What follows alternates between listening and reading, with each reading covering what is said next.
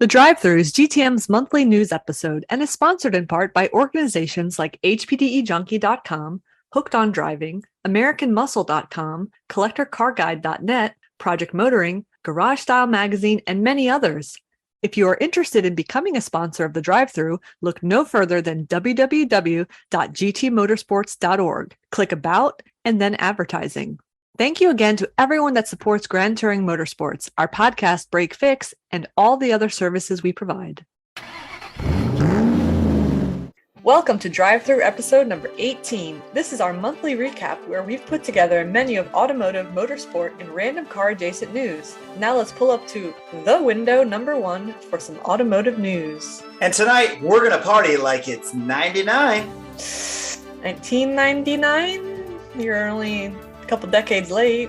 No, our 99th Break Fix episode. Can you believe it? And guess what, folks? Rejoining us tonight is the one, the only, our resident Viking, the return of the Brad. What's up, Brad?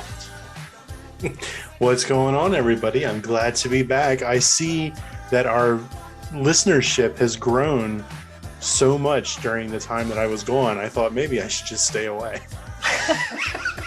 Is that how it goes? Is that how it works? That's it. You guys did so well when I was gone that I thought maybe I just won't come back.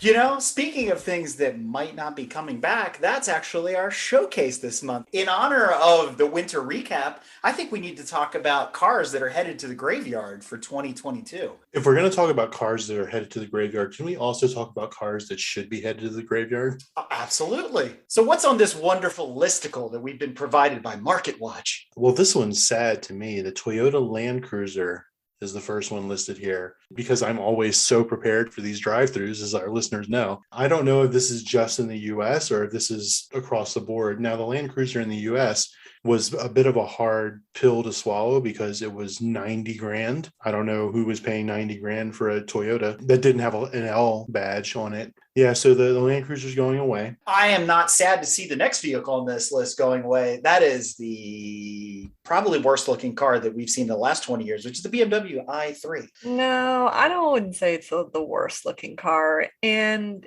you know, it has normal sized grills for a BMW. So already it looks better than the new BMWs. These are little grills compared to BMW. I mean, if they put the new grills on this thing, it would just be grill in the front. One's from the 7 BMW Series. iGrill. The iGrill. I think Apple patented that terminology, the iGrill. Plug it into your iPhone. But, you know, on this list, to no one's surprise, is all of the Volvo station wagons. I mean, very handsome vehicles, but they just didn't sell. They're beautiful. Well, the V90, I thought when it first came out, was a gorgeous wagon. The problem was you couldn't get a V90 unless you special ordered it. You could get cross countries or cross tour, whatever they called them. You could get those on the dealer lots, but the V90 had to be a special order. That one's not going away, apparently. So not all Volvo wagons are leaving. We test drove the smaller one. I think it was the V60 when that one came out. And it was cool. The price tag was hefty. I think the only problem, because we had some very specific shopping criteria, was the cargo space was pretty small and the roof line was pretty low slung. So it made it kind of cramped compared to other vehicles we were looking at. It's not a surprise. We talked about this on our What Should I Buy Station Wagons episode, where it's diminishing returns in terms of manufacturers making station wagons, right? And as we know, everybody's in love with SUVs, but they're just giant hatchbacks.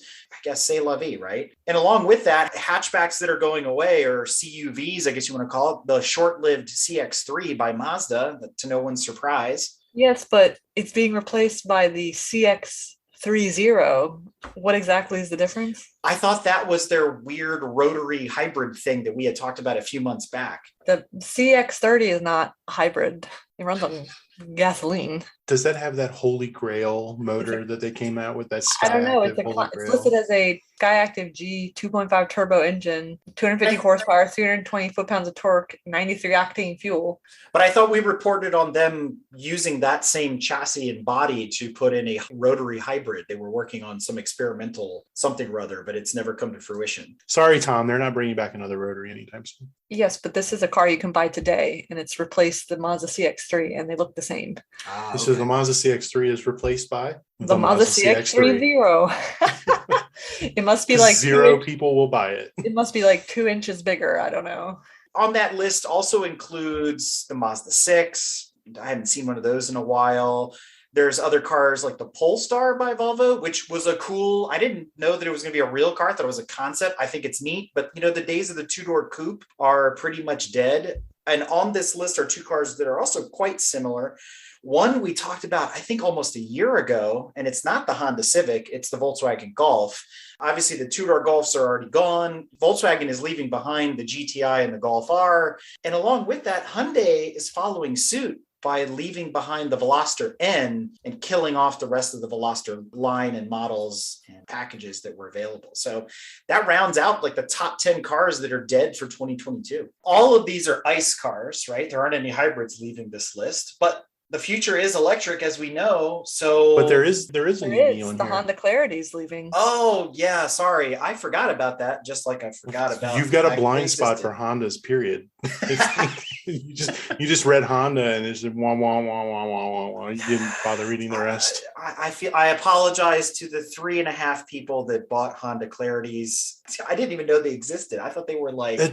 Honda does this weird thing where they come out with these really innovative, forward-looking vehicles, and they release them in Calabasas or like one small section of the country. This is a California-only car, a fuel cell. I think they had some propane cars. They had some hydrogen cars. Everything is California only. So I'm not sad to see it go because I wasn't around to see it here. I feel like it was a soft launch. There wasn't any big hubbub about it, or maybe there was and we missed it. It's just something that's not on the radar. It's not the most attractive car in the world. I mean, from certain angles, you're like, yeah, it kind of looks like the new Integra. Like you said, I'm not going to be sad to see it go. To me, it looks like a Maxima. Okay, let's say that's the only EV on the list. There's 5 other EVs or more that are going to replace it. And those are also on a listicle provided by Car and Driver. So what's on our list here of new and expected EVs? The Audi A6 e-tron. Dun, dun, dun. Yet another e-tron. Ooh. The Audi Q4 e-tron. E-tron. Yeah, I saw an Audi A3 e-tron the other day, and I was almost thinking the guys just stuck a badge on the side of an A3. That was the first e-tron outside of like the race cars and stuff. It was like the e-Golf, and it was yet again like the Clarity, a car that they didn't really advertise. I actually rode in an A3 e-tron. A friend of mine owns one in California, and I was actually pretty impressed with it, bragging about all the numbers and all this kind of stuff. But it's one of those deals where it was kind of like a zombie car, and we'll talk about those in a moment, where they couldn't sell them. They were sitting on lots forever, but the markup was so high that nobody was going to buy them. I mean, if you're into it for the California credits, absolutely go for it. The non-surprises are on this list are, yes, all the e-trons, all the numbers are coming. Well, the next one is the BMW i4 e-tron. And all the numbers of the I's of BMW, even though the i3 is going away. The i4, the i7, the iX. We get it. The Germans know their vowels. We get it. Yeah. The E's and the I's, they're all coming. A-I-O-U, and sometimes Y. I think Y goes to this Bollinger B1 and B2. Which I believe we talked about a while ago, maybe. Very utilitarian, very geometric. I mean, how do you make an old Land Rover uglier? It's very simplistic. 2.5 people might buy this. I mean, it also starts at 125,000. Oh, so that hurts. It's going to be a niche market nonetheless, but you have your choice of the B1 or the B2, the B2 being the pickup truck. Are they both greenhouses? Like, are you guys seeing this roof? Oh, yeah. It looks to me like they took an old British phone booth and put wheels on it, and then they called it a Range Rover. Turned it on its side. I feel like they missed an opportunity to call it TARDIS 1 and TARDIS 2. Pretty much. And then we have like 3 or 4 entries from GM that all look the same. Well, do you think the Buick Electra looks the same as what?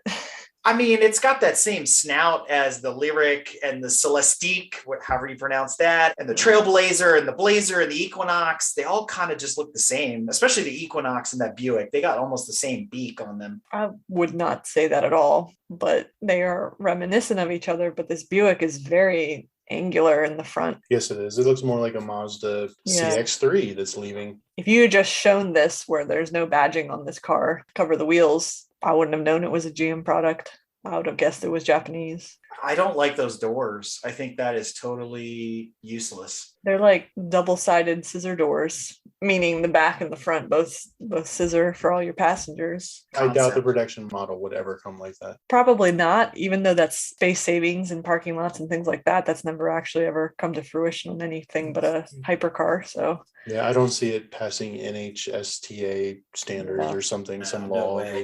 They're without a B pillar, no way. But I do have to say, I mean, we've talked about the GM products, boring.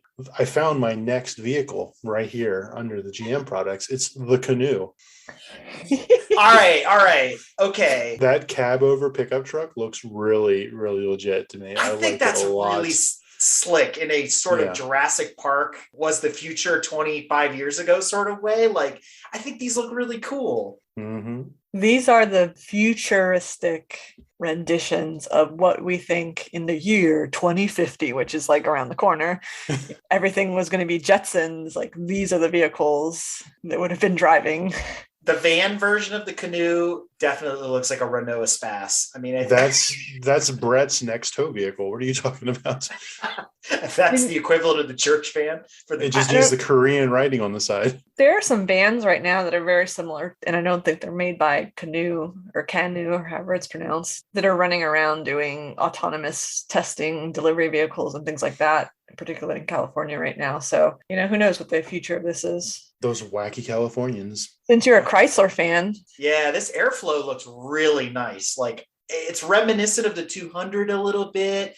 I like the back too, except for the C pillar, or actually I guess it would be the D pillar is kind of oddly cut, but I understand, that's the way now with these weird angular rear windows and stuff. But the back of it is reminiscent of an e-tron of all things. But I like the way it looks. It's very Italian. It's not very Chrysler. But, like we speculated in months past, Chrysler may be the rebirth of these EVs because the brand doesn't really have anything right now when you compare it to Ram and Dodge and the other offerings that are under the same umbrella. I think this is a good opportunity for them to capitalize on the EV space. I want to know why there's no Chrysler EV PT Cruiser. I have no answer for that. And my mind immediately says Mach-E when I hear that combination. I'm just like, no, it's not happening. I mean, this list goes on basically in alphabetical order of manufacturers, A through Z, essentially. Some of these aren't anything new because we're already known to be expected this year. So hopefully they should be coming out this year, barring #chips. Others are 23, 24, 25, and things we've hit on already before. Some of the offerings from like Hyundai and Mercedes as well. You're right. I think there's a couple surprises on here. I would say like the Fisker SUV made me give it the hairy eyebrow because I'm like, Fisker is not known for building a CUV SUV. So I'm like, I don't know, stick to building the Aston Martin competitor because that's what Fisker's kind of known for is the sporty coupes and those convertibles. But really going into the SUV market, I'm almost like, just stop. What about the Lagonda? It confuses me because is that an Aston Martin or is that just its own thing? Aston Martin spun off the name as their electric luxury brand.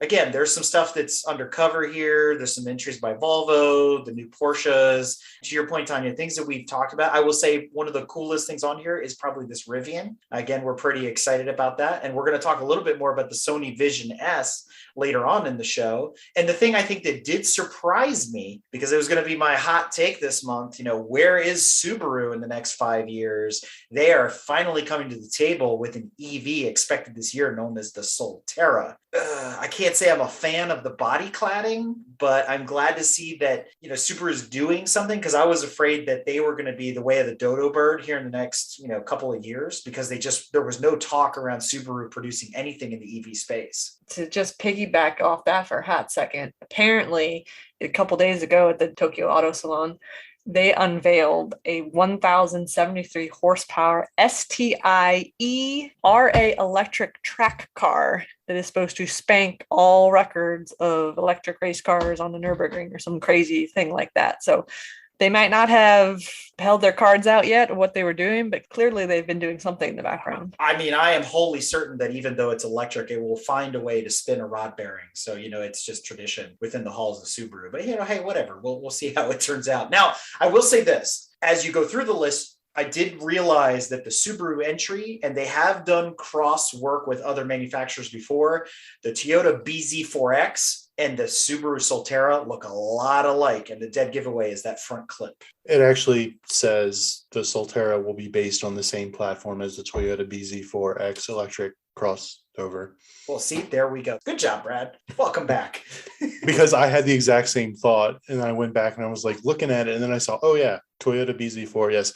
So it's basically a RAV4, which they already have a hybrid RAV4 now. So all right, whatever. Which, by the way, Toyota, I saw a commercial earlier today for a Toyota Corolla Cross. Basically a RAV4 rebadged as a Corolla Cross. I don't know if they're keeping the RAV4 name, but there is a Corolla SUV coming to the market that nobody wanted. Hey, why? Just, you have your RAV4. Make it a RAV3. I don't know. I think my biggest question about everything on this list, I mean, and this spans the gamut, right? From the Tesla Cybertruck to, the Chevy Trailblazer to everything in between. How many of these are going to be sub 40K for the everyday user, for the, the driver that's just starting out, or maybe even the, now newly minted professional college graduate who's looking for their first, kind of adult car that isn't a hand-me-down from their grandparents or their parents? Where is that sub, I guess now by 2022 standards of inflation,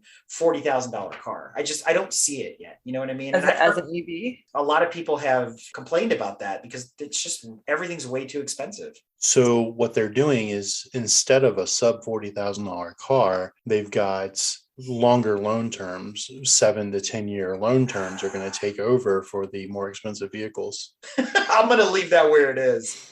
To tease up Brad's favorite section, Lost and Found, we've got some zombie cars that are still for sale on dealer lots. Before I go further into these zombie cars, they should probably just start dismantling them because nobody wants them in the first place, and start using the chips, #chips, in the newer cars. Can they do that? Can they retrofit the chips? I would think that there would be. Can they double dip their chip?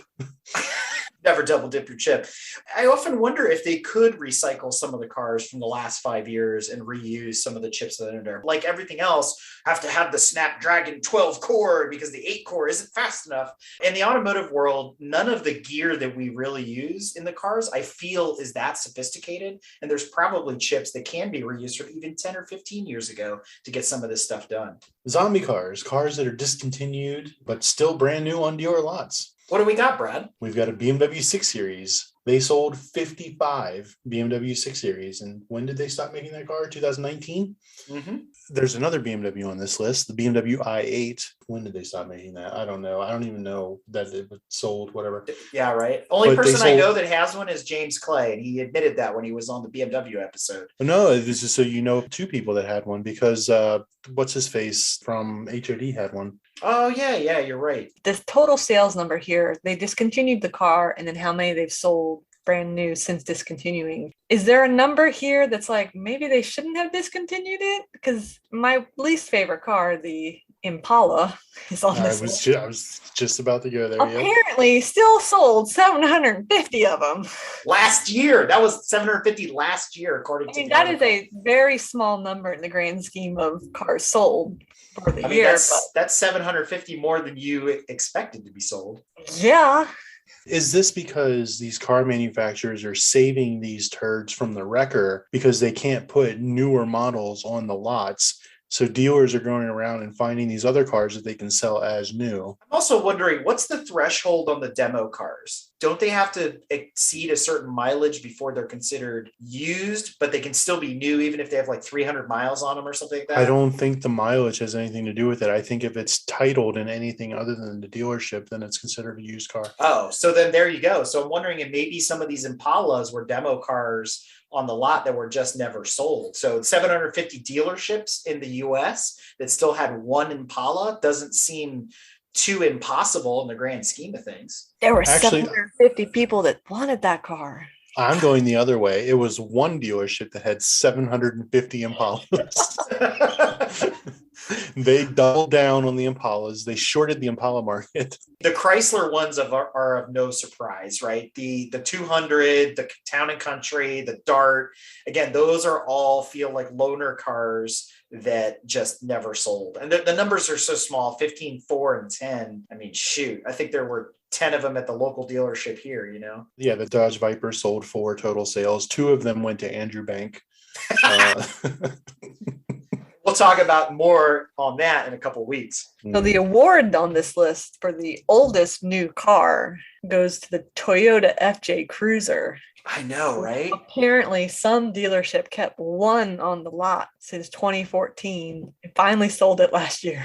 I mean, there's some other interesting surprises on here. The Patriot, I'm shocked. There's still some around that are new, but I think the 370Z out of all these cars got my attention. I mean, the Viper, we joke about it every month.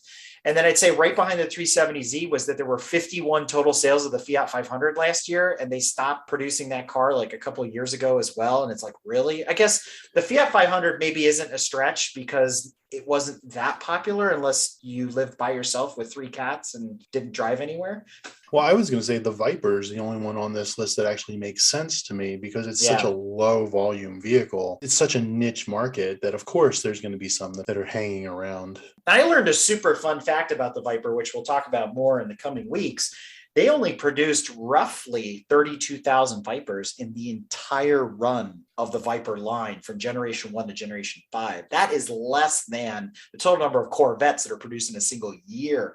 To wrap all that up, if you are not interested in an EV, not sad that any of these cars are going away, and you're not interested in buying a zombie car, Jalopnik put together an article of the top used cars that you should buy in this used car craze that's going on. And they just happen to be, let's see, we got the PT Cruiser, the economical family hauler. One of my personal favorites, the PT Cruiser. We've got the lap of luxury car is the PT Cruiser, which is a little bit nicer. It's got the chromed out wheels and the pristine metallic paint and the plastic bumper covers. For the raucous hot hatch, we've got a competitor to the HHRSS, the PT Cruiser SRT4, which is basically a Dodge Neon SRT4. Oh, excuse me, a Dodge SRT4. It's not a Neon, even though it looks like a Neon and talks like a Neon, and it's a Neon. I didn't even know there was a PT Cruiser GT. What? Oh, yes. It's a turbo. 5 different models of the PT Cruiser. It's amazing.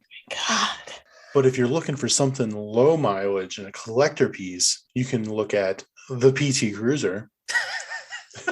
And finally, if you want some of that summer vibes, drop top action, what should we get, Brad? Well, you can opt for the Nissan Murano Cross Cabriolet. But if you can't find one of those because they're so desirable and hard to get, you can get yourself a PT Cruiser. So I got to admit, you know what's cool about the PT Cruiser convertible that I just noticed now? I don't know. Well, that it's, like an SRT4 Neon that isn't a Neon. It's actually 2-door. I was just about to say, yeah, it's 2-door. It's still stupid, but hey, whatever. I mean, but the PT Cruiser convertible turbo is only $4,700. That's value for money, all things considered. It's very telling in a car market where cars are selling for 3 or 4 times their actual value that you can get a PT Cruiser convertible for $4,700.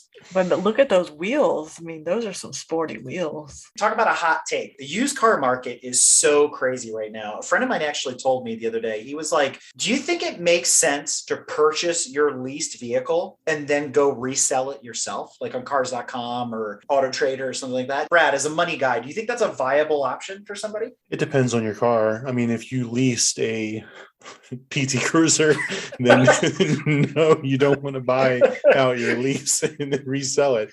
But if you lease like a BMW 4 Series or something, like a BMW 3 Series, because those are lease cars all the time by the lower level executives and stuff like that. Companies lease them out for their people to give company cars, and then it could be worth it. You obviously have to do the math on that, but it's got to be a car that, check the prices of what cars are selling for, right, and then check what the lease buyout is. And if one number is higher than the other, then yes, do it. If one number is lower than the other, then no, it's not a good idea. So you have to do a little bit of prospecting, right? You got to do your research. You can't just say, oh, well, I got this car and I'm going to, buy it out and then I'm going to flip it. It's not like flipping houses, although some people equate it to that. But to your point, you got to do the legwork and look into it. One other thought did cross my mind, especially when you talk about all these EVs. And, I mentioned, where's that sub $40,000 vehicle for that entry level driver, and not necessarily the teenage driver, but that newly minted professional? It got me thinking, because I just recently watched the new show that just aired called American Auto. One of the episodes was about this $10,000 car. And what hit me was that they said, if you can't afford a $10,000 used car, why would you want to buy a low cost brand new car? Like, what are you getting for 10 grand? And it kind of got me thinking, maybe next month we take a look at some really top value cars in that 10 to 20 grand range and pick those out for lost and found. What do you think, Brad? I think that's a great idea. I can tell you what I'm going to do right now. I'm going to come back with a whole slew of formerly $100,000 luxury cars that you can get now for $9,500. And it's going to be a terrible idea. And nobody should ever take my advice when I do that. Yeah, because it costs you $100 grand to fix them, right? At the end of the day. Well, yeah, a $100,000 car, you may buy it for $9,500, but it's still a $100,000 car with $100,000 car maintenance. Or maybe we spin it off into a what should I buy episode, looking for the best bang for the buck. How about that? Actually, the best car to buy is a Volkswagen Phaeton. You'll thank me. Either a Phaeton or the V10 diesel Touareg. I hear those cars are as reliable as a Swiss watch. Well, that's a great transition into Volkswagen and Audi news. So what's hot? Or maybe I should say, what's now considered not so hot? Apparently, the new Lamborghini Countach is not so hot. According to Marcello Gandini. And who is this fabled Gandini? It's probably the first time people are hearing his name. He's the guy who designed the original one. What? Whoa. Mic drop. And he's saying, nope, I do not approve. Dang. Not put my name next to this one. We have mixed feelings about the new Countach. It's either love it or hate it by a lot of people. But when the original designer of not just a Countach, but the Diablo and the Miura comes back and says, what does that say? What does that mean? Will probably be an indication that they shouldn't have made the backside view look like something from Michael Bay's Transformer movie. Just saying. I just love the fact that, as it says in the article, the design icon makes an official statement distancing himself from the limited production supercar. Like, wow, that is... Damn. I mean, that speaks volumes. Personally, I'm a huge fan of the new Lamborghini Countach, although it could have been a Lamborghini, whatever the hell. It didn't have to be called the Countach. But I am sensing some sour grapes here that maybe Mr. Gandini hadn't been consulted on the new car, and he's throwing shade at Lamborghini or at Volkswagen because they didn't reach out to him for his input when they were doing this retro version. That would be a very Italian thing to do. So you know what? You might be right. So what else is going on in the Volkswagen Audi Porsche world? Apparently there's more Pikes Peak record breaking. That's a bit of clickbait. So you want to know what that's all about? A gentleman drove to the top of Pikes Peak out in Colorado Springs and realized he only had 12 miles of battery range left in his Taycan. Decided, well, we're going to ride the brakes the whole way down or use the regen and see how far we can get. And actually, his test was pretty cool because it was twofold. And I think what was more impressive than anything else was that when they come down to about 11,000 feet from the summit of Pikes Peak, there's actually a mandatory brake check. And the cops, won't let you go and things like that. They've seen, numbers as high as like 900 degrees coming from brakes. And the Taycan, because it's using the regen system instead of using the brakes, and plus it has those big PCCB ceramic, ridiculous Porsche racing brakes anyway, it was like 67 degrees on the rotor. It was like ambient air temperature. And he said by the time he was done with it all, reached the bottom, he had like regen, something like 45 miles of range. And then because they went from having 12 miles of range left to get back to the top or wherever to when they got down to the Colorado Springs, they had over 100 miles. Yeah, I was going to say it was in two phases the way he wrote it. He's like, we had X amount when we reached the bottom of Pikes Peak. And because it continues to go down, into the city, then they regened even more and they had about 100 miles of range left. So yeah, you're absolutely right. So, I mean, I think, it's a little bit misleading at first which records were broken. It was a record for the brake temperature, basically, and then maybe even the brake regeneration, since that's obviously new and specific to electrical vehicles. But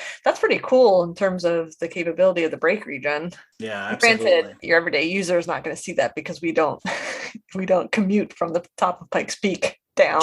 Yeah, exactly. And the other thing too is if those brakes are anything like the ones on the Cayman GT4, I've heard from owners that, will convert to steel rotors because, for track use and stuff like that, because those PCCB rotors are almost $1,500 a piece. I mean, can you imagine? I mean, I wouldn't want to wear out a set of those rotors coming down off of Pikes Peak on a regular basis. That would be insane. Pikes Peak is famous for rally, and little known fact, Porsche entered cars like the 911 SC, the 959 Group B, and then there was an alternative to that known as the 953 that they campaigned back in the 80s. And they've been hinting for years. And now they're saying that in 2022, Porsche may release a limited production package known as the Safari 911. I'm just thinking about why anybody cares. Right? What's the point of this?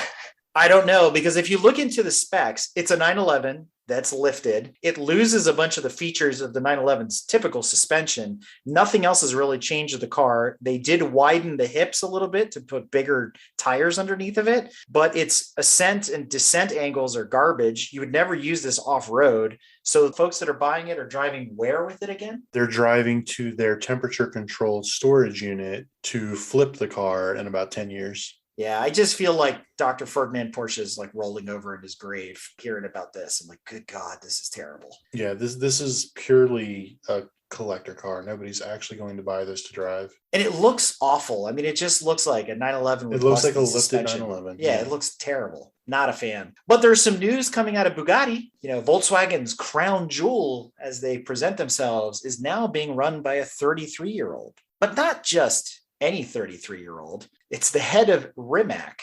And I actually learned something really important about this article because there wasn't any content in it that was of any value other than learning how to properly pronounce his first and last name.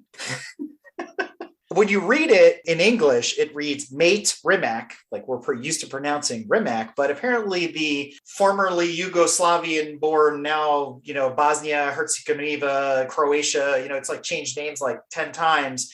It's pronounced Matti, and the last name is Remats. Remats? I mean, it's not Rimash and all these other Rimac and all these variants we're talking about. But you know what? I'm just going to continue saying Rimac because it's easier and I'll fumble over it a lot less often. But one other piece of golden nugget inside that article that I pulled was a quote where he talked about how he got started. And I thought he was quite ballsy, walking up to Koenigsegg and saying, hey, I want to design an EV. What do I need to do? I'm like, damn, dude, that's pretty cool. So he's seen as this like prodigy, right? He's seen as kind of like Ferdinand Porsche reborn type of deal. And so this marriage, between Rimac and Bugatti, and obviously with VAG behind the scenes with, 45% of the controlling stock is awesome for them, putting a lot of money into the companies. And there's two companies. There's Rimac Automotive and there's the Rimac Technology branch and all this kind of thing. But one thing I thought was interesting, personality-wise, he tends to run very hot and cold on a lot of things. And he's very upfront about the things that he talks about. But I like that he realized kind of upfront, and it took a stab at companies that we've talked about on previous months of the show, where he says that he quickly realized putting electric motors into old cars wasn't a viable business plan long term. So he decided instead that he would engineer his own high performance electric cars from the word go. And I'm like, we've talked about this a bunch of times, taking an old Aston Martin like DB6 and retrofitting an EV. You're doing a disservice to the collector car market. Some people would call them an abomination or whatever, but I agree with him. I don't think it's a viable business solution long term. Good for him. I'm glad. I like to see this. I think it's cool. Yeah, I'm excited to see where Bugatti goes. And one of his other quotes was, Bugatti has been around for 112 years, and he's here to usher Bugatti for the next 112 years. I mean, that would make him a total of 145 years old if he makes it that far. But hey, it could happen. As long as it doesn't come with a Bugatti SUV, I'm perfectly happy with this. Oh, good. Well, what's going on in the rest of Lower Saxony? Our friends over at Mercedes and BMW. There's things coming, right? We've got all the I variants, BMW. We got some Mercedes that we're going to talk about later. I guess the most interesting thing, maybe, at the Consumer Electronics Show a week or two ago, BMW debuted their technology for color changing paint. You have my attention. Their car. Oh my God. No way. What was that movie? What was that movie where the lady was sitting at her desk and like changing her fingernail colors, like with like a pen? Like she would tap her fingernails. You guys remember that? Yes, I do. I do not remember what movie. It was some sci-fi or some show or something, right? Yes, it was, yeah. But that's immediately where my mind went when I saw this. I was like, dude, this is going to be so cool. Yes and no. Right now it's limited to grayscale essentially. So you can shift between black, white, and gray. And the reason is it's actually using e-ink technology. So that's it's not why even paint. It's a wrap. It's literally, some sort of wrap. It's basically Kindle screens all around the car. So you're able to manipulate those, but only in a grayscale, right? You can display your favorite book on the outside of your car and people can read it as you're driving by. And this is where the problem would lie in. Because if this technology expands and they're able to color or not color, right? And people now somehow gain the ability to put inappropriate pictures on the side of their car at will as they're driving. You know it's going to happen. We don't need that as a society.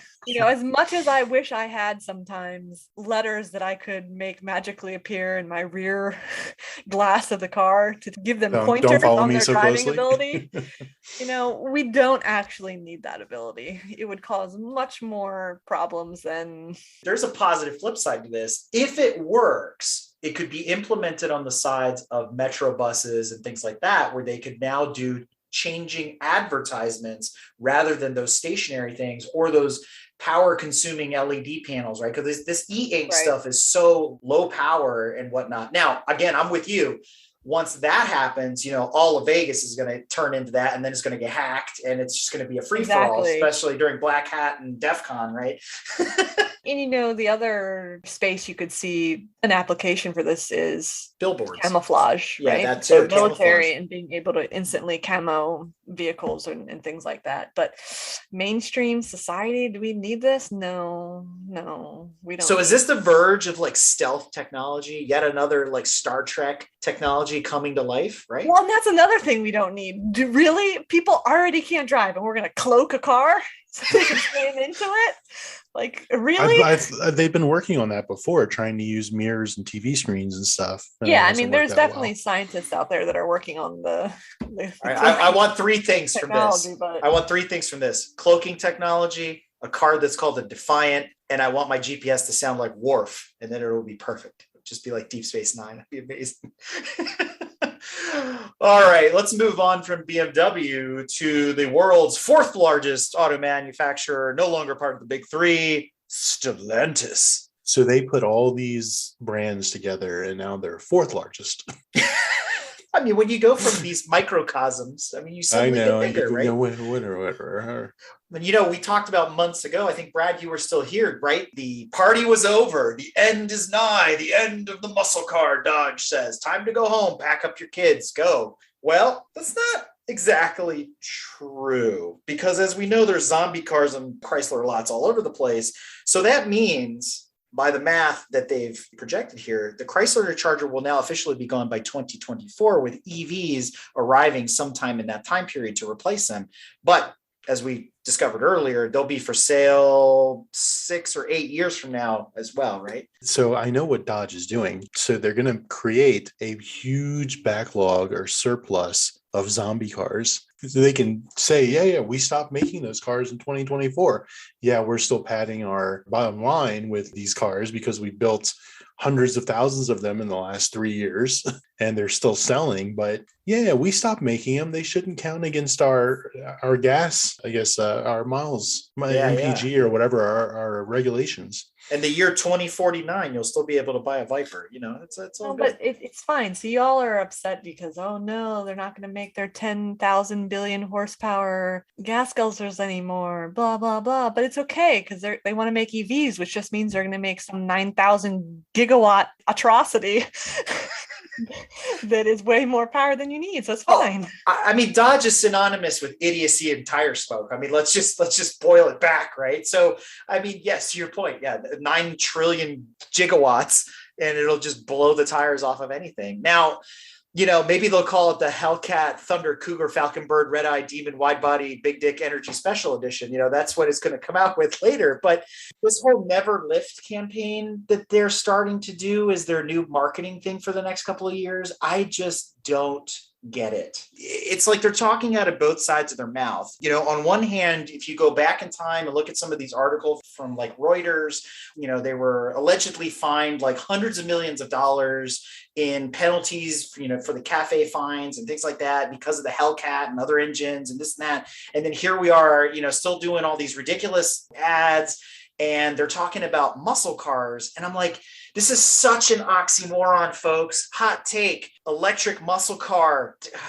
The point of muscle car is big engine, little car, all that kind of stuff. We just need to take all that out of the vocabulary. Like, we need to just put it to bed. What about the Porsche Taycan Turbo, electric turbo, non-turbo, turbo car? The turbo rotambulator? Yeah. Yes. The turbo flux capacitor. Yeah, exactly. How do you have a turbo on an EV unless it's a hybrid turbo? What? Whatever. I think it's one of those things where they're trying to ingratiate people because people understand turbo means it's better than the regular one, or, muscle means better than because plastic. People are dumb. Know. Yeah, exactly. It's all marketing bullshit. In that comes a little ray of light. Please tell me it's a new Dodge Dart. No, it is not a Dodge Dart. The Peugeot E-Legend. Have you guys seen this thing? A while ago, right?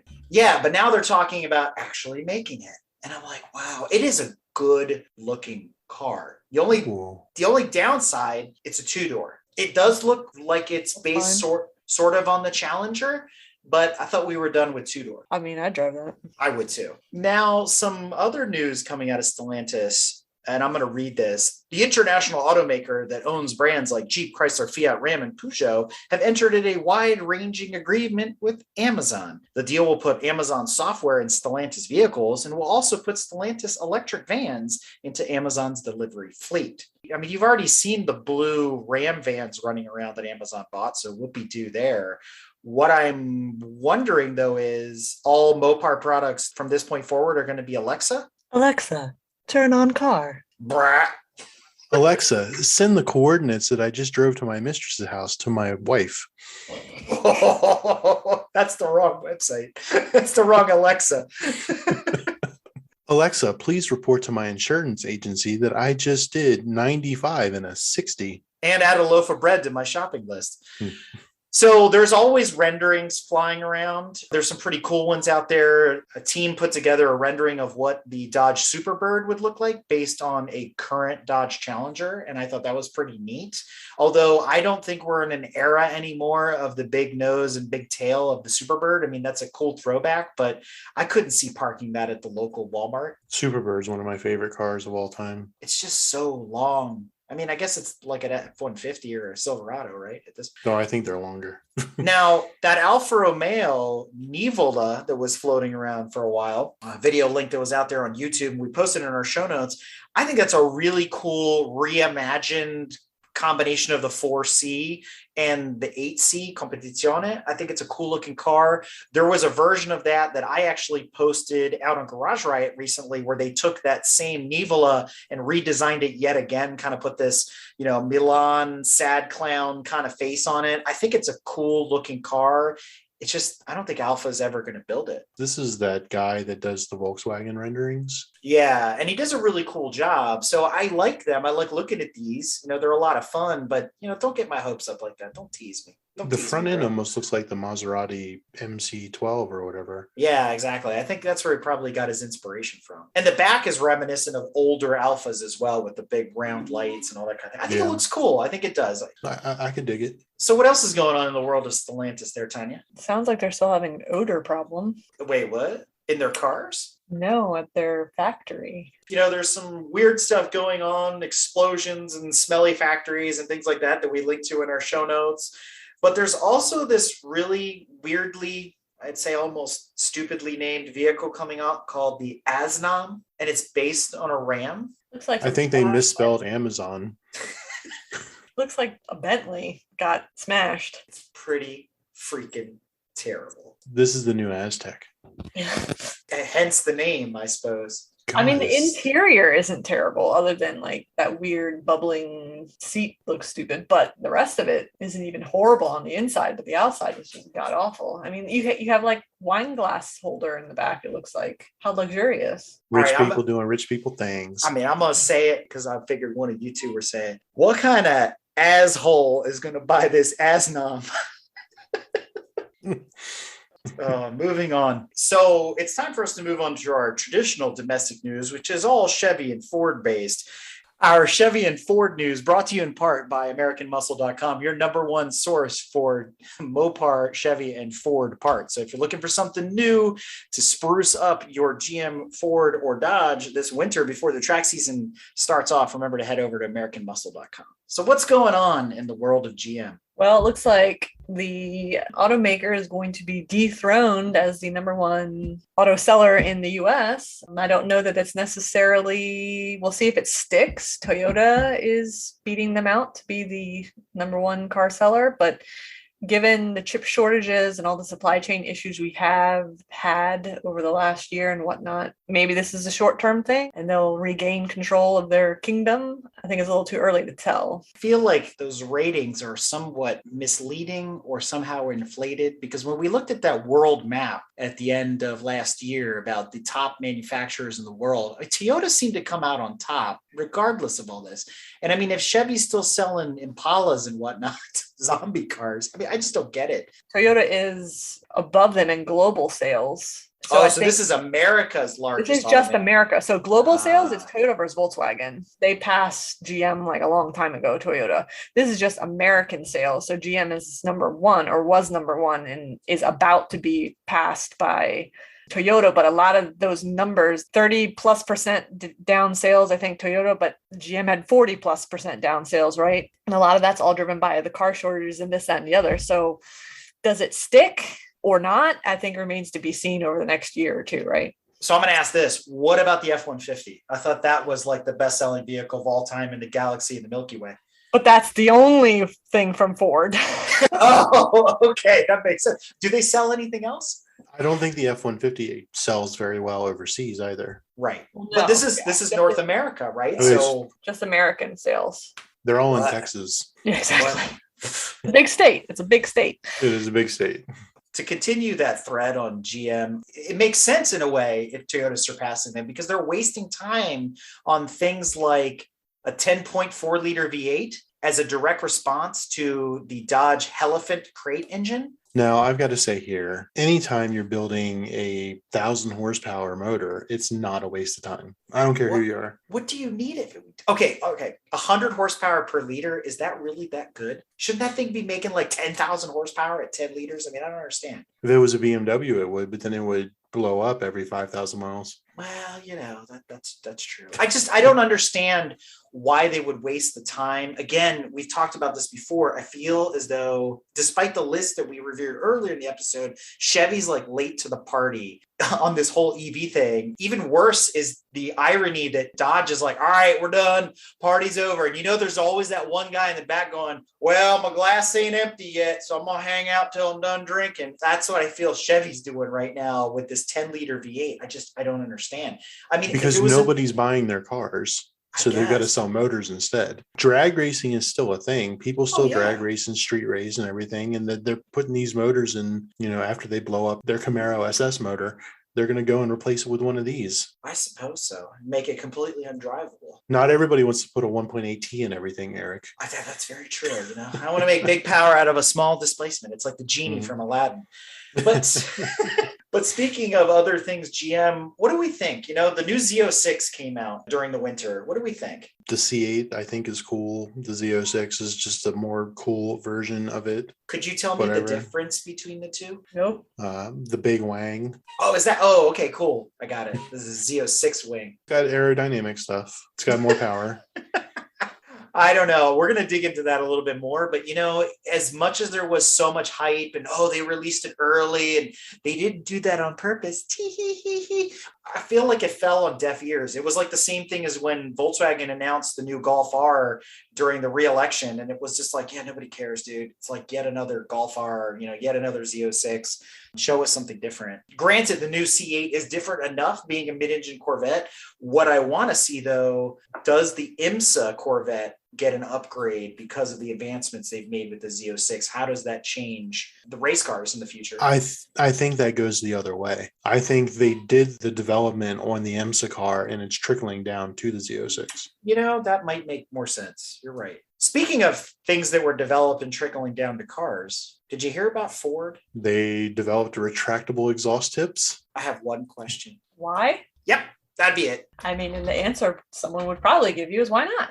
In the era of the Ford Lightning and EVs, why are we dealing with, retracting exhaust tips? What would it do? It's for off-road mode. They're probably going to put this on like the new Raptor or something to give it more approach angle or whatever the rear angle is. You retract the exhaust so it's not like directly under the bumper or whatever. And if you slam the tail down on a rock or something like that, because Jeep guys do that shit all the time, then you're not going to like destroy your exhaust. All right. But they're coming out with the new Bronco DR, which is the V8 powered Baja monster that apparently you can buy based on the Ford Bronco. Yeah, so this is probably going to be a feature on that. And it's for, it says in the article, it's for off-roading to help give you better clearance. Why not just make a shorter exhaust or with side exit or something else? Because then maybe a permanent shorter exhaust might not qualify or, again, pass government regulations. And so all the aftermarket guys are going to do what with their stock exhaust? Throw it away. Okay, just wanted to make sure. Right. When they put their Chevy crate motor, to keep, that's how you make a fast Ford. You put a Chevy motor in it. If you listen to Bobby Parks, one of our former guests. Moving on. We talked about the Chevy crate motor. Did you guys hear about the new Ford crate motor that's coming out? No. Oh, it's called what is it? Terminator? No, they call it the Illuminator. It is an EV crate motor that people can buy to retrofit into whatever vehicle they like. So see, that's a step in the right direction. 10.4 liters of whatever that cast iron thing is, or this, which would you buy? 10.4 liters. What are you talking about? I already knew that answer. I knew you were going to say that.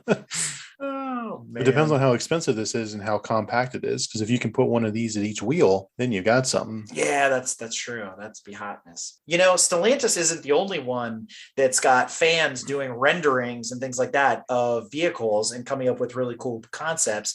And I tell you what, I am really in love with this Ford Ranger that was modded with a Mustang face. What do you guys think? I think this looks slick. I can dig it. You got to get rid of the Mustang logo or the Mustang icon.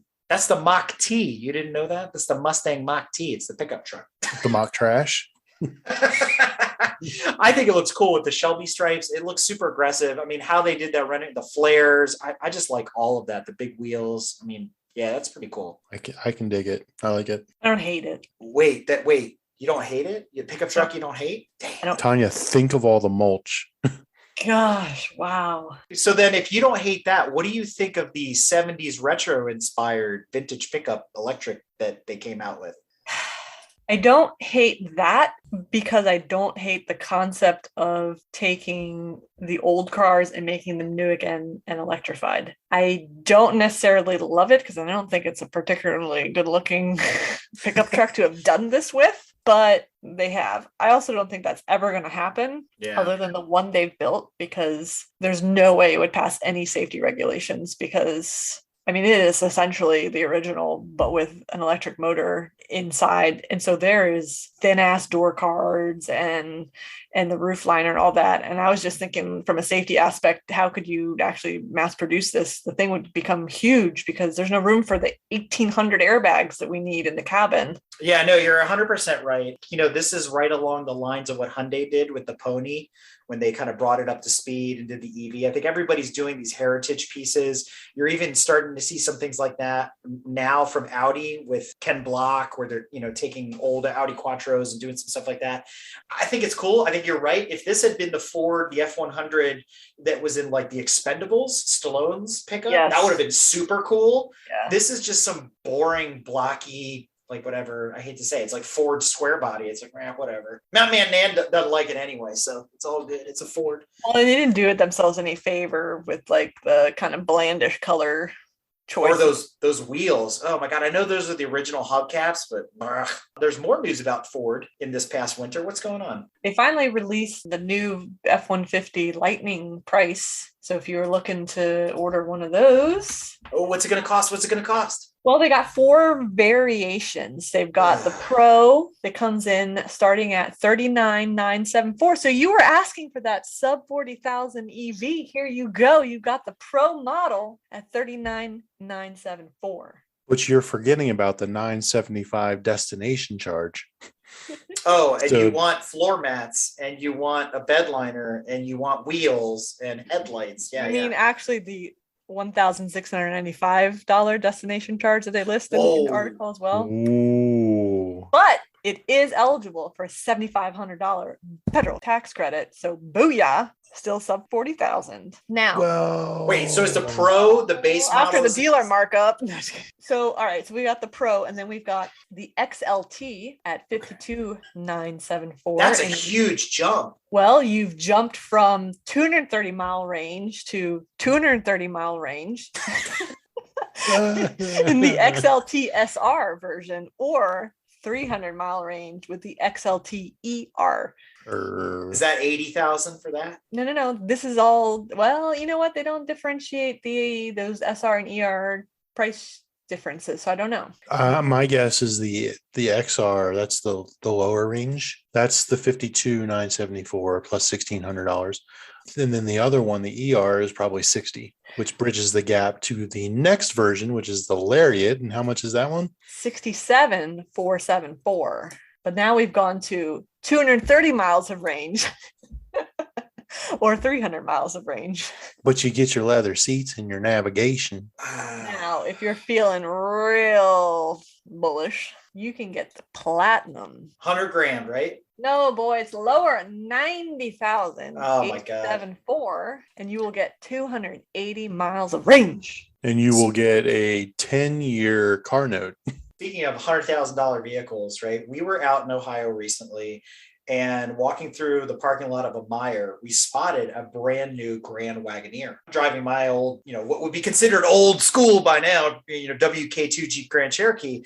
And I told my wife, I said, hey, look, it's the new Grand Wagoneer. And she stopped dead in the parking lot. And she looked at it and she goes, and she just didn't say anything. And I said, what are you thinking? She goes, it doesn't say anything. And I said, that's $100,000+ right? And she's like, why? And then just turned and walked away. Like she didn't understand it. And I'm like, that's the first time I've ever seen her have that reaction to like a car. Normally she's like, it's ugly. It's this. I don't like it. I don't like, the cut of the back or whatever it might be. But she just stood there and like didn't say anything. She goes, why? But I will say it is bigger than I thought it would be. I mean, I know that the new Grand Cherokee is big and I've seen those on the road, but the Wagoneer for some reason looks time and a half wider just because of the way that nose is and the cut of the back. And it's big, real big. I have to say the new, I've seen the Grand Cherokees. I think they look terrible. They look so misproportioned. It's that reverse angular nose, like an old BMW, that it just doesn't look right. It looks like Cro-Magnon. It's just very strange. Yeah, it's very strange. They're not good looking at all. Your model was definitely the last good looking Grand Cherokee. I mean, and take that and multiply it out on that Grand Wagoneer. Because I mean, granted, they're all basically the same underneath, but I was just like, dang. It's more grand. Well, and the other thing too was with that whole front with all those LEDs, like we talked about and stuff, because we saw it at night. She's like, is that an EV? And I said, no. And she's like, 100 grand for what? And I'm like, It's a Jeep. I don't know what to tell you. But you know who just announced yet another EV? A brand nobody cares about because they're not on top anymore. Oh, GM? Yep, they announced the GM. new electric Silverado. Again, late to the party, right? How long have we been talking about the Lightning and talking about all this other kind of stuff? GM comes to the party and says, oh, we're going to have an electric Silverado. Okay. In 2 years, Yeah, 2024. Great. Awesome. Hopefully it's not as bad as that hybrid Suburban they came out with like 10 years ago. I was going to say, it does come with a destination charge of $16.95 too. But they swear that any resemblance to the Avalanche is purely coincidental. You noticed that, right? Yeah.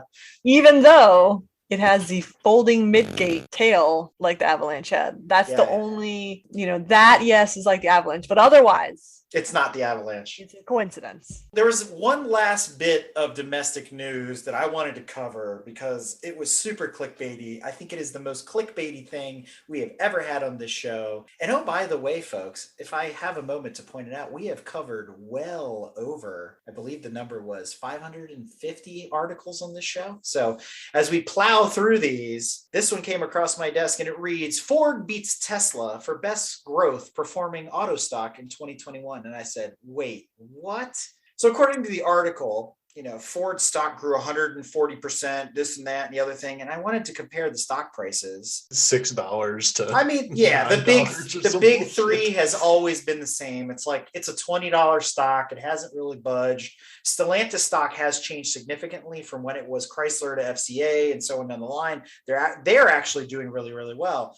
But to say that your stock is doing better than Tesla, who's sitting at like $1,100 a share, and you're coming in at $25.16, yeah, good try, MSNBC money, whatever. I get it. If you play with the numbers, we made $1 more, so it's like 150%. In reality, Tesla stock is the highest grossing automotive stock on the planet at a 4-digit number. I mean, nobody's in that range. I mean, granted, Audi and Porsche, they're in the multiple hundreds of dollars per stock, but, traded on the NASDAQ, Tesla's where it's at. I guess we got to wrap out that domestic news with some domestic adjacent news by talking about JDM news. And Toyota's got some cool stuff. They revealed the TacoZilla. And no, folks, it is not a giant burrito or taco that you would get at your stand down the street.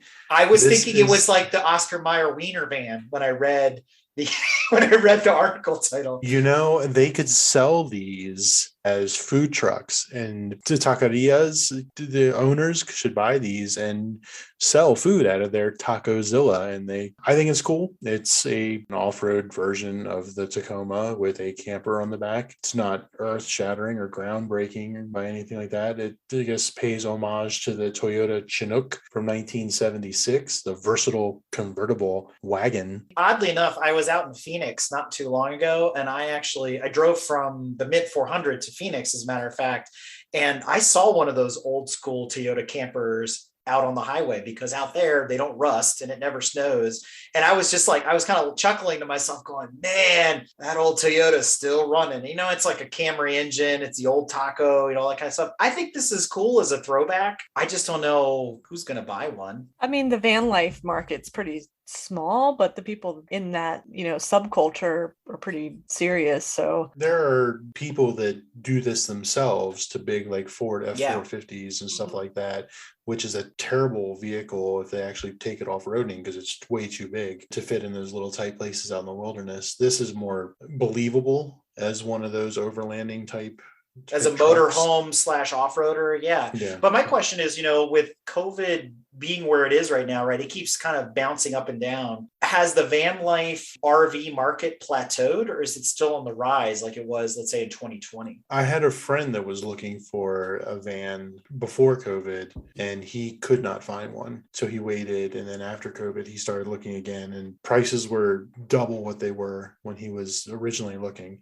Actually, one of our members, Andrew, he just bought a van. He bought a Transit to transport his ailing mother. It took him forever to find a van. He couldn't get anything he wanted. He got a Transit. He couldn't get EcoBoost. He couldn't get all-wheel drive because they just didn't have them anywhere.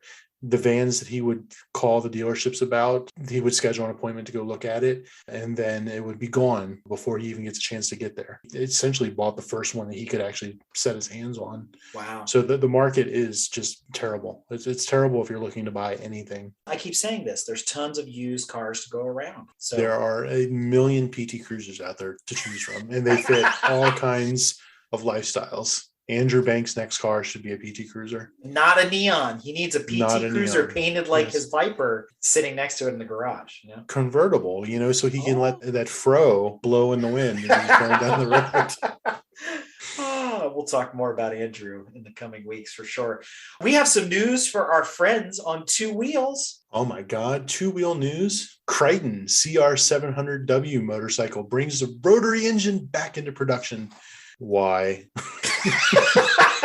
I know there's diehard rotary people out there, but I'm with you. I keep saying it. If the Germans thought it was a good idea, they would have kept with it. They don't abandon things. I mean, just look at the 911. They think it's a good idea, and they keep going at it with that motor hanging over the butt. This is right up there with that jet turbine motorcycle. As far as just bad ideas. I mean, the Viper motorcycle was a bad idea too, but that's hella cool. I mean, you got a V10 between your legs. It's kind of neat. That's what she said. But on the other end of that pendulum swing, Bugatti is revealing a motorcycle? Well, Bugatti's revealing an electric two-wheel apparatus. What do you mean apparatus? What is it, a medical device? Mode of transportation. It is. Does it look like that Mercedes we talked about? No. So this is actually a scooter, not like a moped scooter. Think Razor scooter. But before you make that face, this is the best looking Razor scooter ever. I give them props for a hot little Razor scooter. Like, this thing is sick looking, but it's just a freaking scooter.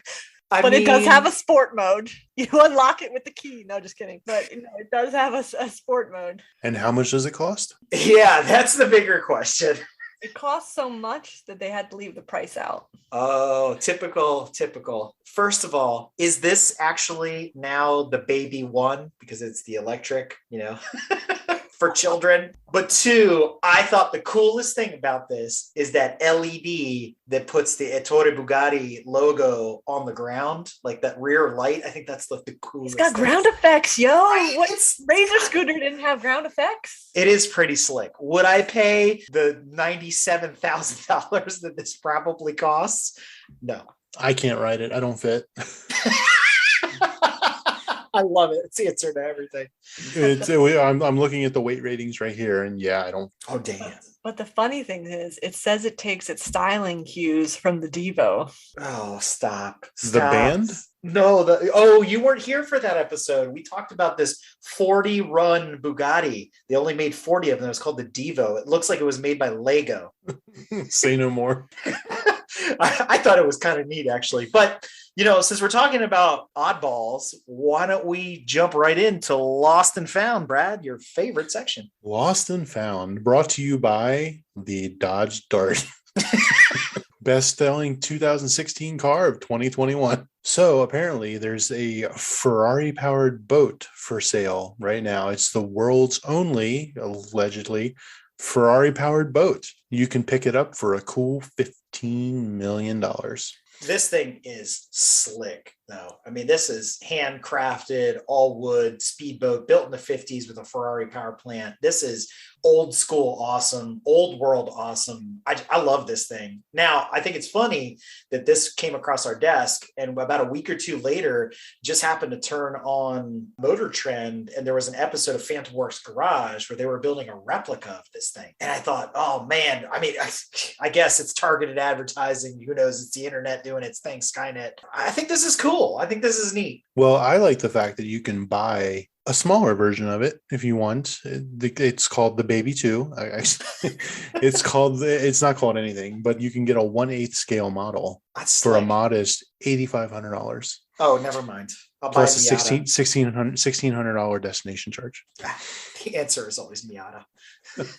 This thing's cool though. I would rock it. I probably don't fit, but I would rock it. So yes, if you're in the market for a used vehicle, you missed out on this one. You can still buy your PT Cruiser, but you can no longer buy your car of your dreams, the 2000 Chevrolet Metro. Is it a coupe or a cabriolet?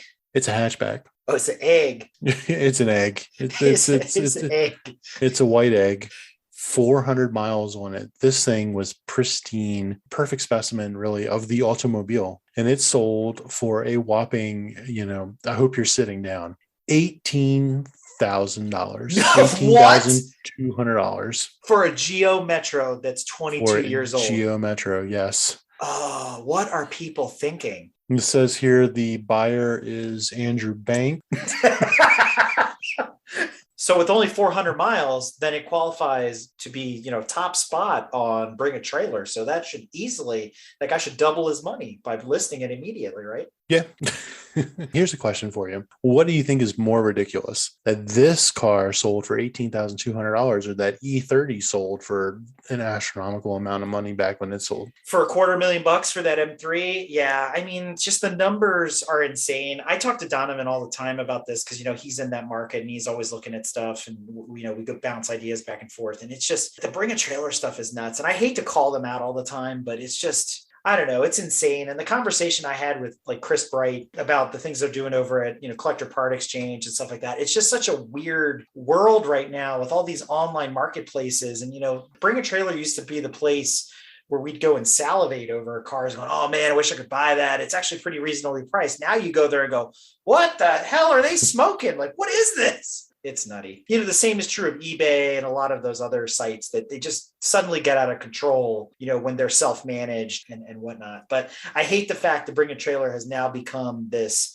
high watermark litmus test for when you're selling a car. It's like, well, what's it worth on Bring a Trailer? What did the last one sell for? And it's that's like saying, what did the last Camaro sell for on Barrett Jackson? I'm not going to pay that kind of price for your... Yeah, because your Camaro is not that Camaro. Exactly. And Shut up. I know what I have. No low balls. Don't lowball me, bro. But speaking of lowball offers, we have a new, subsection of the Lost and Found. We're calling it the Andrew Bank question. And how does that work exactly, Brad? Basically, you pick the most expensive car you can find for the cheapest price you can get it. Oh, so you sort from lowest to highest? Yes. What can we put in the bank? What can we put in the bank? A Lamborghini Gallardo for $35,000. All right, that's a good deal. So what's the catch? Been stolen a handful of times. It was a drug mule? No, I don't know. It may have been. It ran and drove when parked. Every great ad starts that way. It's been repainted twice. It's not the most pristine Lamborghini out there on the market. The convertible top doesn't work. It's just wind resistance anyway. Leave the top up, you're good. It's probably a $30,000 fix right there. You pay $35,000 for the car and another $30,000 to fix the convertible top. I'm going to be honest with you. I don't want a convertible supercar. For whatever reason, none of them appeal to me, whether it's the Ferraris, the Porsches, the Lamborghinis. I don't want any of them. They're the only ones I fit in. Think you'd want the extra structural rigidity for when you crash it. Not you, but the U's that crash them, The two U's that crash it. Andrew Bank, if you're listening, you can go buy this car. You should sell both the Dodge Vipers that you've purchased and buy this car. Yeah, I'll pass. But more on put it in the bank. Maybe that's what we should call it. Put it in the bank.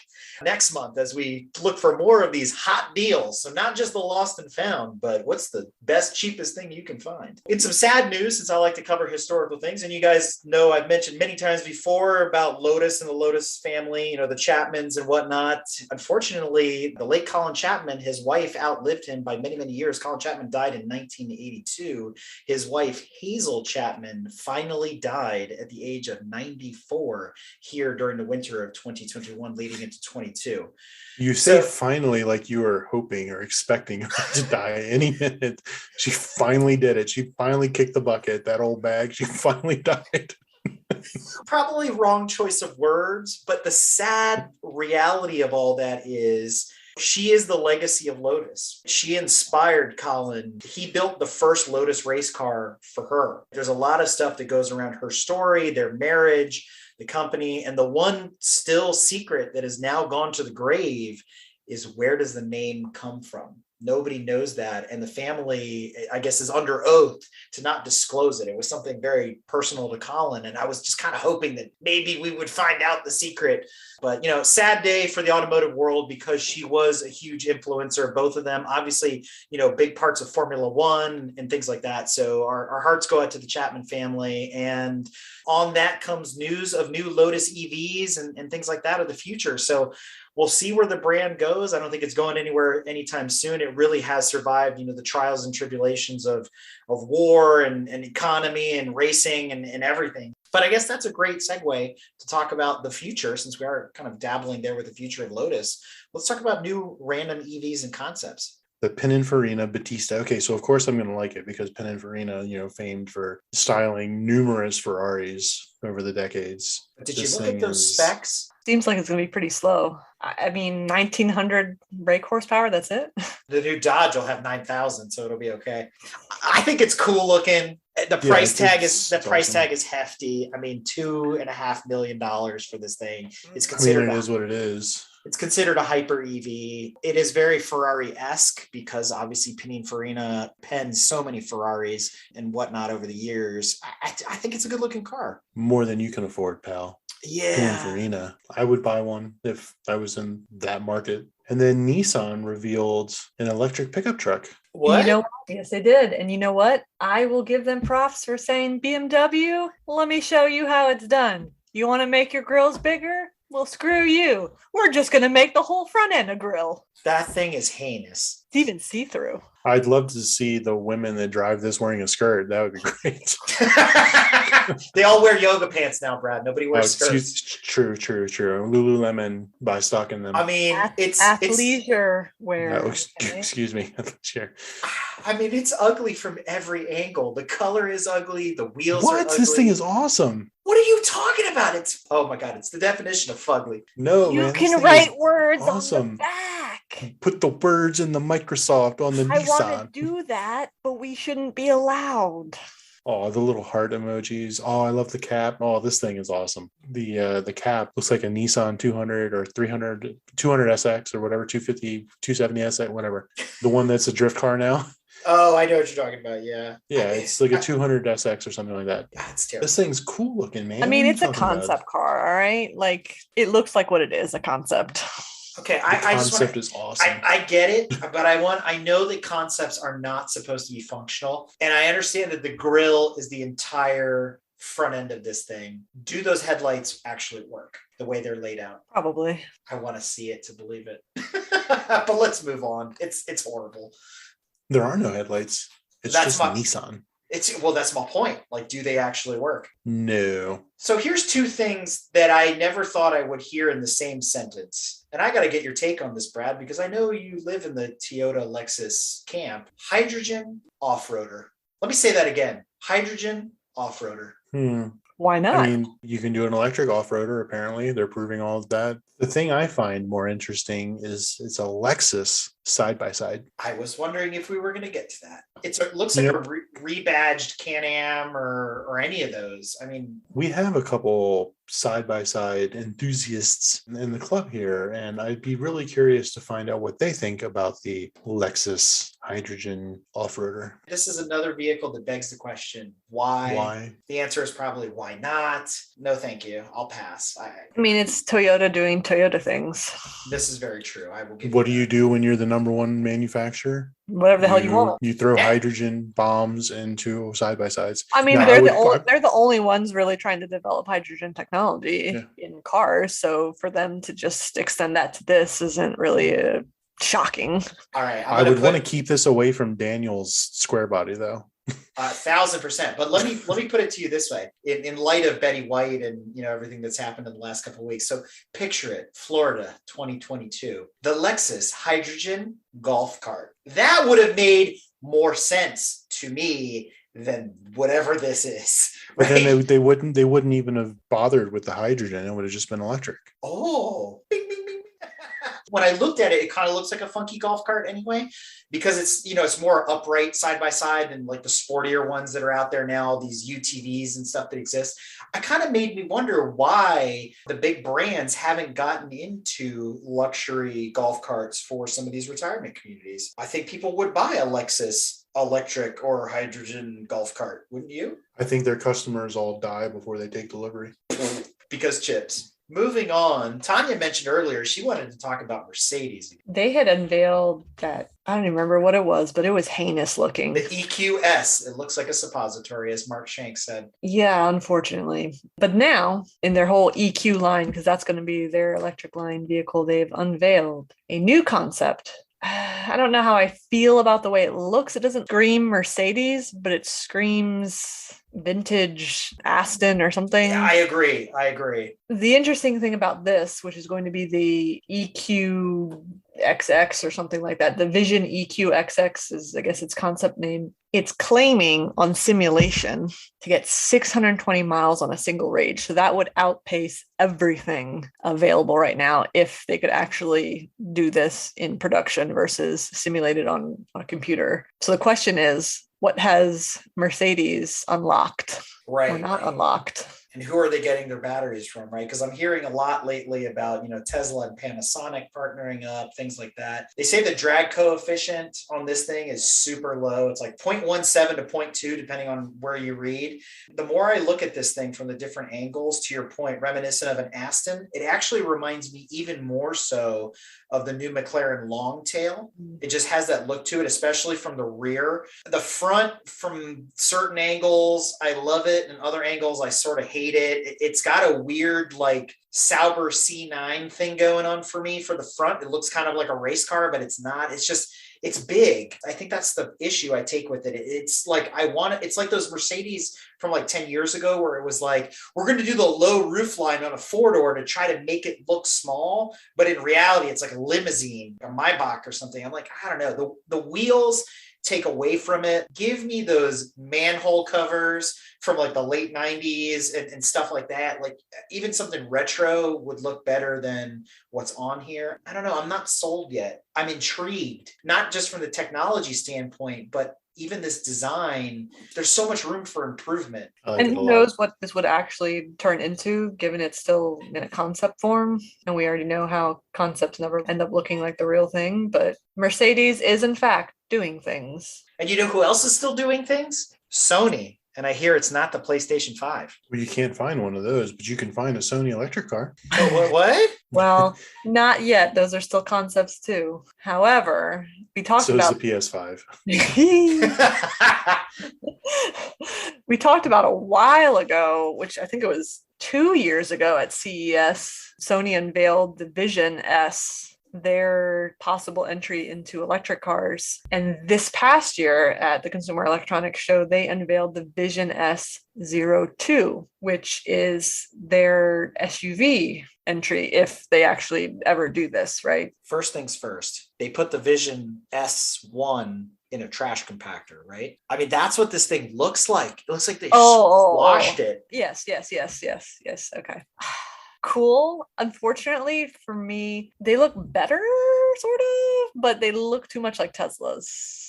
I think the front of the Vision S1, let's call it that, looks like a Taycan, which I'm okay with. I like the fact that it has like legit wheels, stuff like that. I mean, kind of re-reviewing this car, now looking at it, side by side with the other one compared to the original, like, auto show debut pictures that we saw at CES and whatnot.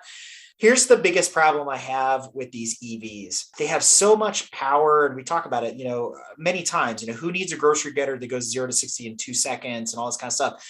Aesthetically, why do we need these heinous freaking wheels? I mean, it makes the cars look like hot garbage. The Vision S, the original one, I think it's understated. I would drive that. If you told me that was a Sony, I wouldn't believe you. I would tell you, oh, that's like a Hyundai, or that's, some sort of other, maybe Toyota or something like that. I don't know. But this other thing, its redeeming value is not the outside. I think the interior is super cool. I'm even a fan of this big, ridiculous Star Trek dashboard that's in it. I don't know how I feel about all these new dashboards that are nothing but screens, but the seats look like they would cradle you quite nicely. I'm not saying these screens aren't going to break. I just think aesthetically, Sony has done a good job. It looks cool. Well, and we should expect that from them. If anything, this thing should have a killer sound system in it. I agree with that. And really good display systems, right? Because that's what they know how to do. Exactly. And I mean, the other interesting thing where he who shall not be named, Musk, refuses to use technology, we're still using camera technology, like literal cameras for the, all the sensors and all that stuff. Sony's like, nah, we're doing LiDAR. Nice. It takes a combination of all those things, right? Well, it does, but certain folks, Musk refuses, basically, has said that he's not going to use it. And it's like, why? It's more advanced than anything else. Who knows what those reasons are? I don't recall. At any rate, it'll be interesting to see, again, I think what we said is, this is more about the technology versus the actual car. So this is a way for them to showcase to all the other auto manufacturers, this is what we bring to the table. Do you want to come buy our dashboards, our sound systems, Oh, hey, and also our LiDAR sensor technology for autonomous driving is super cool. And that goes back to what the guy from Rimac was saying as well, where that's part of how he got his start, was licensing some of his ideas and his technology to other companies. So this is an opportunity not for Sony to make cars, but license some of their ideas. So I agree with you there. To sell their technology. Now, I will say this about the Teslas. From a business perspective, it makes 1,000% sense to not retrofit the LiDAR into the cars. Because if you look at it from the perspective like the big three, how much it takes to make a change on a vehicle, it'll cost them probably $200,000 to figure out how to put in one LiDAR sensor on one corner of the car. If they're trying to minimize and maximize like their profits and stuff and all the, cost and profits and all that, it's not advantageous for them to go back and redesign the Model 3 right now. No, but he could have already put the LiDAR in. That's part of the point. He refuses because it's not like LiDAR just came out last year. So he had opportunity because since he's been building cars from the ground up to have started with that technology. And he's refused so far for whatever the reasons are. Would need to investigate it. It actually is a great segue into... We would be remiss. Since we're already talking about it, Tesla's raising their prices yet again. Yes, which is, there's never a reason. Fine. Probably supply chain, chips, the moon phase, climate change, who knows? But yes, the prices on all their models at the same time are increasing. I believe it's like $2,000 to $4,000 depending on the model, which isn't a lot, but it's not insignificant either, right? And it kind of pushes that Model 3 that I thought was supposed to be this entry-level, low-priced vehicle to almost mid-40,000s now, which I don't know about anybody else, but 40,000+ for a car is pretty freaking expensive. They're raising their prices because Home Depot prices went up. Ooh. Damn, the cost of plywood is pretty expensive these days. It's true. Zynga. But then they're going into partnerships with companies like... That's a little bit misleading because they're not going into a partnership with Hertz. There's no contract, apparently, between Tesla and Hertz, but Hertz has put in orders for 100,000 Teslas, Model 3s and Ys, or maybe they're all Model 3s, basically to have on their lots as rental cars. And you can, in fact, already rent Teslas from Hertz facilities. I don't know which ones, but if you're flying into LAX at any time, I did check, and you can reserve currently a Model 3. The Model Ys are sold out or rented out. I looked at the price, and at first I was like, dang, that's expensive. But then I'm like, well, is it really? So it is really expensive. So my bigger question is, do they still ask you to prepay for the fuel on return? Because they got to charge it up when you return it to the airport, right? That'll be an interesting question, is how much they, make it a premium. If you pre-fill, you always end up paying a little bit more than if you got your fuel on yourself before you returned it. So I don't know what they'll do with the electrification. But if you find yourself in LAX, I believe my rental dates were, I'm sure they won't change, but I was looking sometime at the end of February for giggles. For $125.35 a day, you too can rent a Model 3 standard range Tesla. I mean, that's the level where you can rent like the upper luxury cars when you're paying, $120, $150 a day. I mean, at this Hertz, you could rent the Elite sports car, which is a V4 from the picture Camaro, Charger, or Mustang for $133.85 a day. You could also rent the premium sports car convertible, which shows a picture of a Camaro for $145.58 a day. I think at the end of all that, I would still take the Tesla. I don't want a 4-cylinder Camaro.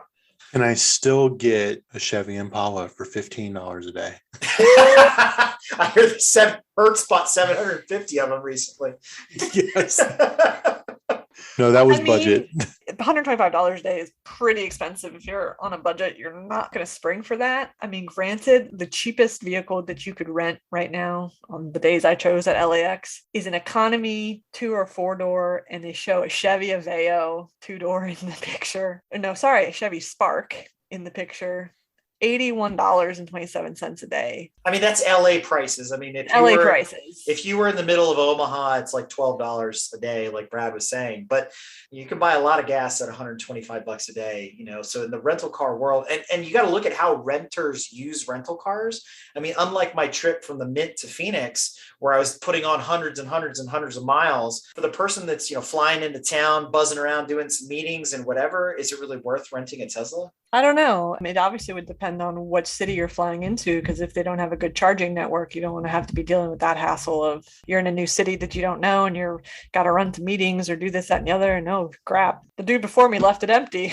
Now, I will say this. There is an upside to this. The more I think about it, the Zipcar business model would have really worked well for this, in the sense that if you could drop the Tesla off at a charging station and then pick up another one somewhere else, just by maybe using like an ID card that says, hey, I'm a Tesla subscriber or something like that, boop, jump in the car and drive away. So you just steal someone else's car while they're in the Starbucks getting their morning Joe.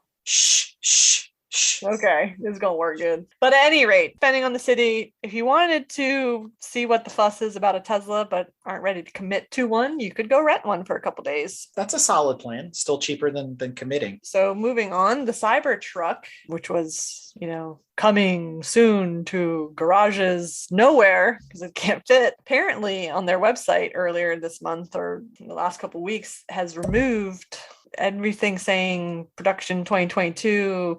Basically, it's like up in the air. I guess you can still reserve them, but question mark when you would actually get it. So it sounds like they're delayed yet again. Who knows why? There's never a reason. Sounds like the windshield wiper blades could be a reason. Or lack thereof. They're going to laser beams, remember? No, apparently they're trying to do like a single wiper blade, and Musk himself has said that it's troubling. Mercedes figured a single wiper blade out in the 80s on the 190s.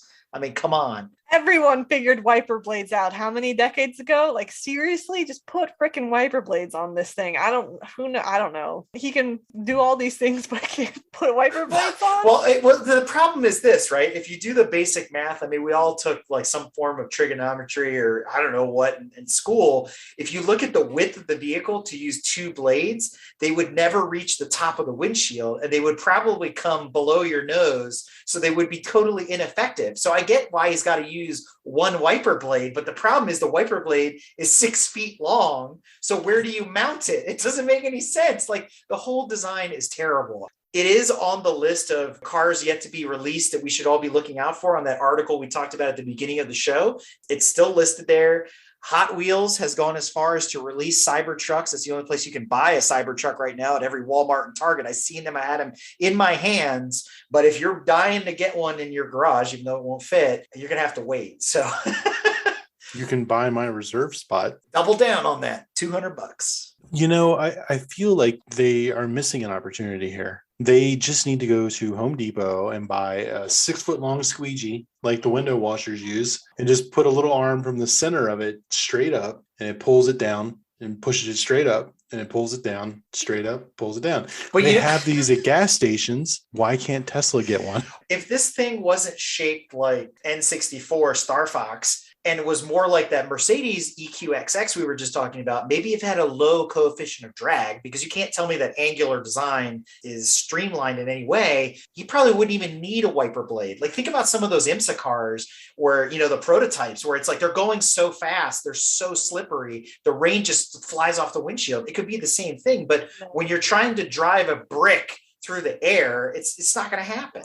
They just need Rain-X. Nobody's driving that quickly to have the rain beat off and fling off. Like if you're crawling at 20 miles an hour, I don't care what your coefficient of or angle of windshield is, it doesn't work that way. We could use tear-offs like on helmets, right? That's all they need on the Cybertruck. It's just tear-off. So you get out, but reach around the A-pillar. Yeah, reach out with the A-pillar and just rip How are you reaching out? You're like getting out, like put it in autopilot and you crawl out like no, you use a windshield arm. You use a windshield wiper arm to reach up and tear it off. Or you use normal fucking windshield wipers, you idiot. The real holdup is that laser technology. I think it's the lasers. The lasers are the answer. The lasers and are the LiDAR. answer. In good news, though, how this was ever a good idea. Apparently, Tesla will stop allowing drivers to play video games while driving in their car. They have that gigantic touchscreen, right? And so they have passenger play. So in theory, the idea is your passenger can amuse themselves by playing whatever on the screen, but there's nothing built in to prevent the driver from using it while driving, which of course normally that stuff is turned off by the fact that the car is in motion. If the car is in motion, your passenger can't play either. I mean, so it's like, why is this even an option? Well, it's an option because you put it in self-driving autonomous mode 12 and you played Pokemon Go the whole time. It's amazing. No, because even according to Tesla, you're supposed to still be watching the road and maintaining your hands on the steering wheel. So you shouldn't be playing. I need one hand to hold the steering wheel and one hand to throw the Pokeball. I can prove this. Allegedly. Just give me a Tesla. I'll prove it to you. I feel like we needed this option when we went to NCM. The radio didn't work for like 11 hours. Yeah, it was ridiculous. Yes. We had NPR and then we had nothing. And then we had church and then we had nothing.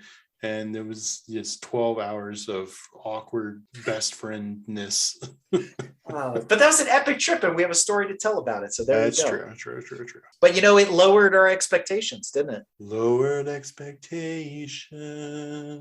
Which this last one sort of straddles that line. A gentleman in Helsinki got very upset that his Tesla broke down. Something happened with the batteries. There was some fault. And then I guess because he did some mods on the car, it was out of warranty or out of Tesla careness. It was a $22,000 repair bill. He didn't want to pay that. Apparently this guy's got lots of money. And he decided instead of paying that, he was just going to blow his car up. And so, I don't know, these Finnish guys I think they got a YouTube channel and they go around basically blowing stuff up. They're the bomb dudes or something like that. I guess somehow he got in contact with them and they strapped 66 pounds of dynamite to this Tesla in like this rock quarry and then proceeded to blow it to smithereens. And there's a video of this explosion. Top Gear level of excitement right there. That's something they would have done on Top Gear for sure. The old Top Gear. I mean, I don't know why you do it. I mean, I guess it was a 2013 Model S, so you could say it's 10 years, throw it out, but that's kind of stupid. There's something to be said about that, right? You hear these people all the time. I drove my Tesla 400,000 miles and I had not a single issue. I mean, there's the other end of this swing as well that people don't maybe necessarily talk about all the time. So this is, something interesting now that I think about it. To your point, 2013, it's, 10 years old and it's going to cost $22,000 to get that car back on the road. That's half the cost of a new Model 3. Right. Do you cut your losses? And then what do you do with a Tesla that needs $22,000 worth of batteries? Nobody's going to buy that as a used fixer upper. You're still in the hole $22,000. What were they going to do with the car? Take it back and recycle it? Like, is there a plan for that? So I can see this from multiple angles. So it's not totally out of the realm to say, well, screw it. We're just going to blow it up. What was the alternative? Now, granted, there's the hazmat side of this, like blowing up a car. I don't condone this, especially in EV because of, all the lithium and all the stuff. But still, I'm kind of like, all right, well, there were worse options, I suppose. I mean, if nothing else, it's kind of interesting to see how it exploded and all the bits and pieces, which then they went and collected and put into a giant pile. The bigger question is, for how long did it burn afterwards? I mentioned Top Gear a moment ago. Maybe sad news or maybe A wah. But for the folks out there that are fans of Clarkson, Hammond, and May, you may recall that in 2016, they spun up their own social media network known as DriveTribe. Fortunately for us, we're huge fans here at GTM of the old Top Gear. And Brad was such a big fan. He actually got us in on like day 2. And we were one of the earliest tribes on DriveTribe. And we've been, consistently posting there and things like that. You could say, what? DriveTribe? What's DriveTribe? Or I've gone to DriveTribe. There's not a whole heck of a lot going on there. Well, folks, sad news. After 5 years of being in service, they are finally shutting down DriveTribe here at the end of January. So if you need to, pull down your posts, grab your pictures, whatever have you, DriveTribe will be no more. It is morphing into an Instagram only, kind of like swag type of marketing thing. So that's what it's turning into, but it is no more. So I will say this, it's also a great opportunity for folks to maybe go and check out one of our partners, Garage Riot. Garage Riot is a social media platform for car enthusiasts and petrol heads and whatnot. It's free of charge, based here out of the United States, very similar to other social media platforms that you're used to, like Instagram and Facebook, et cetera, but designed for petrol heads by petrol heads. So check out garageriot.com when you get a chance. So I spend a lot of time looking at posts on Instagram, and most of my feed is full of car stuff and tuners and wheels and rotiform this and, centerline that and this and that and the other thing. It popped on my feed not long ago. Somebody posted that the infamous and slightly cult classic Ronald teddy bear wheels were making a comeback. In the used market or new? New. No price. They didn't say who, if Ronald was going to make them, but there are images or renderings of what they would look like today. A deep dish wheel, which is uncommon these days with high offset wheels coming on pretty much every car. Gold rivets. They actually paint the caricatures of the bear in black instead of just the traditional all silver wheel that they had created, back in the 80s and 90s. Famous on all the Mark III Volkswagens, all those folks, they love those wheels. But yeah, apparently the Ronald teddy bear might be making a comeback. So I am definitely going to give up my spot in line for those to anybody else that would like it. Those only look good on a Mark III Volkswagen. Pretty much. And, there's been some other interesting wheels. I'm going to call them interesting that have come out lately, like the new, I think they were rotiforms, that they're square, but they're Harlequin. So they look like waffles. They look cool on like this big Atlas Touareg Harlequin thing that they did. But I'm like, I don't see the application except for this one specific build. I don't think it would look good on my car. I think it would just look silly. These things are cool if you're building a specific type of style or look, but yeah, definitely not for me. It would be cool, like in a paperweight size. Keychain. I go with keychains. I would memorabilia type stuff. It would be pretty slick. My daughters would love this. So other things that lowered our expectations here over the winter, there was a gentleman that broke the motorcycle cannonball record. And basically he was quoted as saying, when interviewed, what did you think? He goes, I would not recommend. Well, that's just because he wants to keep his record intact. Maybe, but there's no other way to say this. It's got to be a ball buster to ride cross country like that nonstop on a motorcycle. Not even that. Because there are some comfortable motorcycles, but to do that, it's dangerous as hell. He had an average speed of almost 87 miles an hour. With stopping for fuel and everything, his average was 87 miles an hour. He must have been flying. Yeah, he was booking. It took 36 hours for him to do this? Yeah. 35 hours and some odd minutes. He's driving through the night and doing 90, 100, 150 miles an hour in some stretches. No bueno. No, thank you. Yeah, no thanks either. And can you imagine the noise that motorcycle made at wide open throttle for 35 hours? That alone would drive me insane. Right? But it would also get you a hefty fine in New York. New York is cracking down on loud exhaust because they've got the straight pipe. People were straight piping their cars, cutting out the mufflers and cutting out the catalytic converters, and straight piping their cars to sound like gunshots. And it's dangerous around the city of New York, and pedestrians and all the homeowners there are so scared of these cars. It sounds so terrible. So New York is fining people for loud exhaust, aftermarket exhaust, $1,000 if they don't impound your car. Well, they also said that because of lockdowns and because people being bored, there were people street racing down the streets in very loud cars, which was disruptive. Now, I get their civil liberties, get their feelings hurt, and they should be allowed to have as loud a car as they want.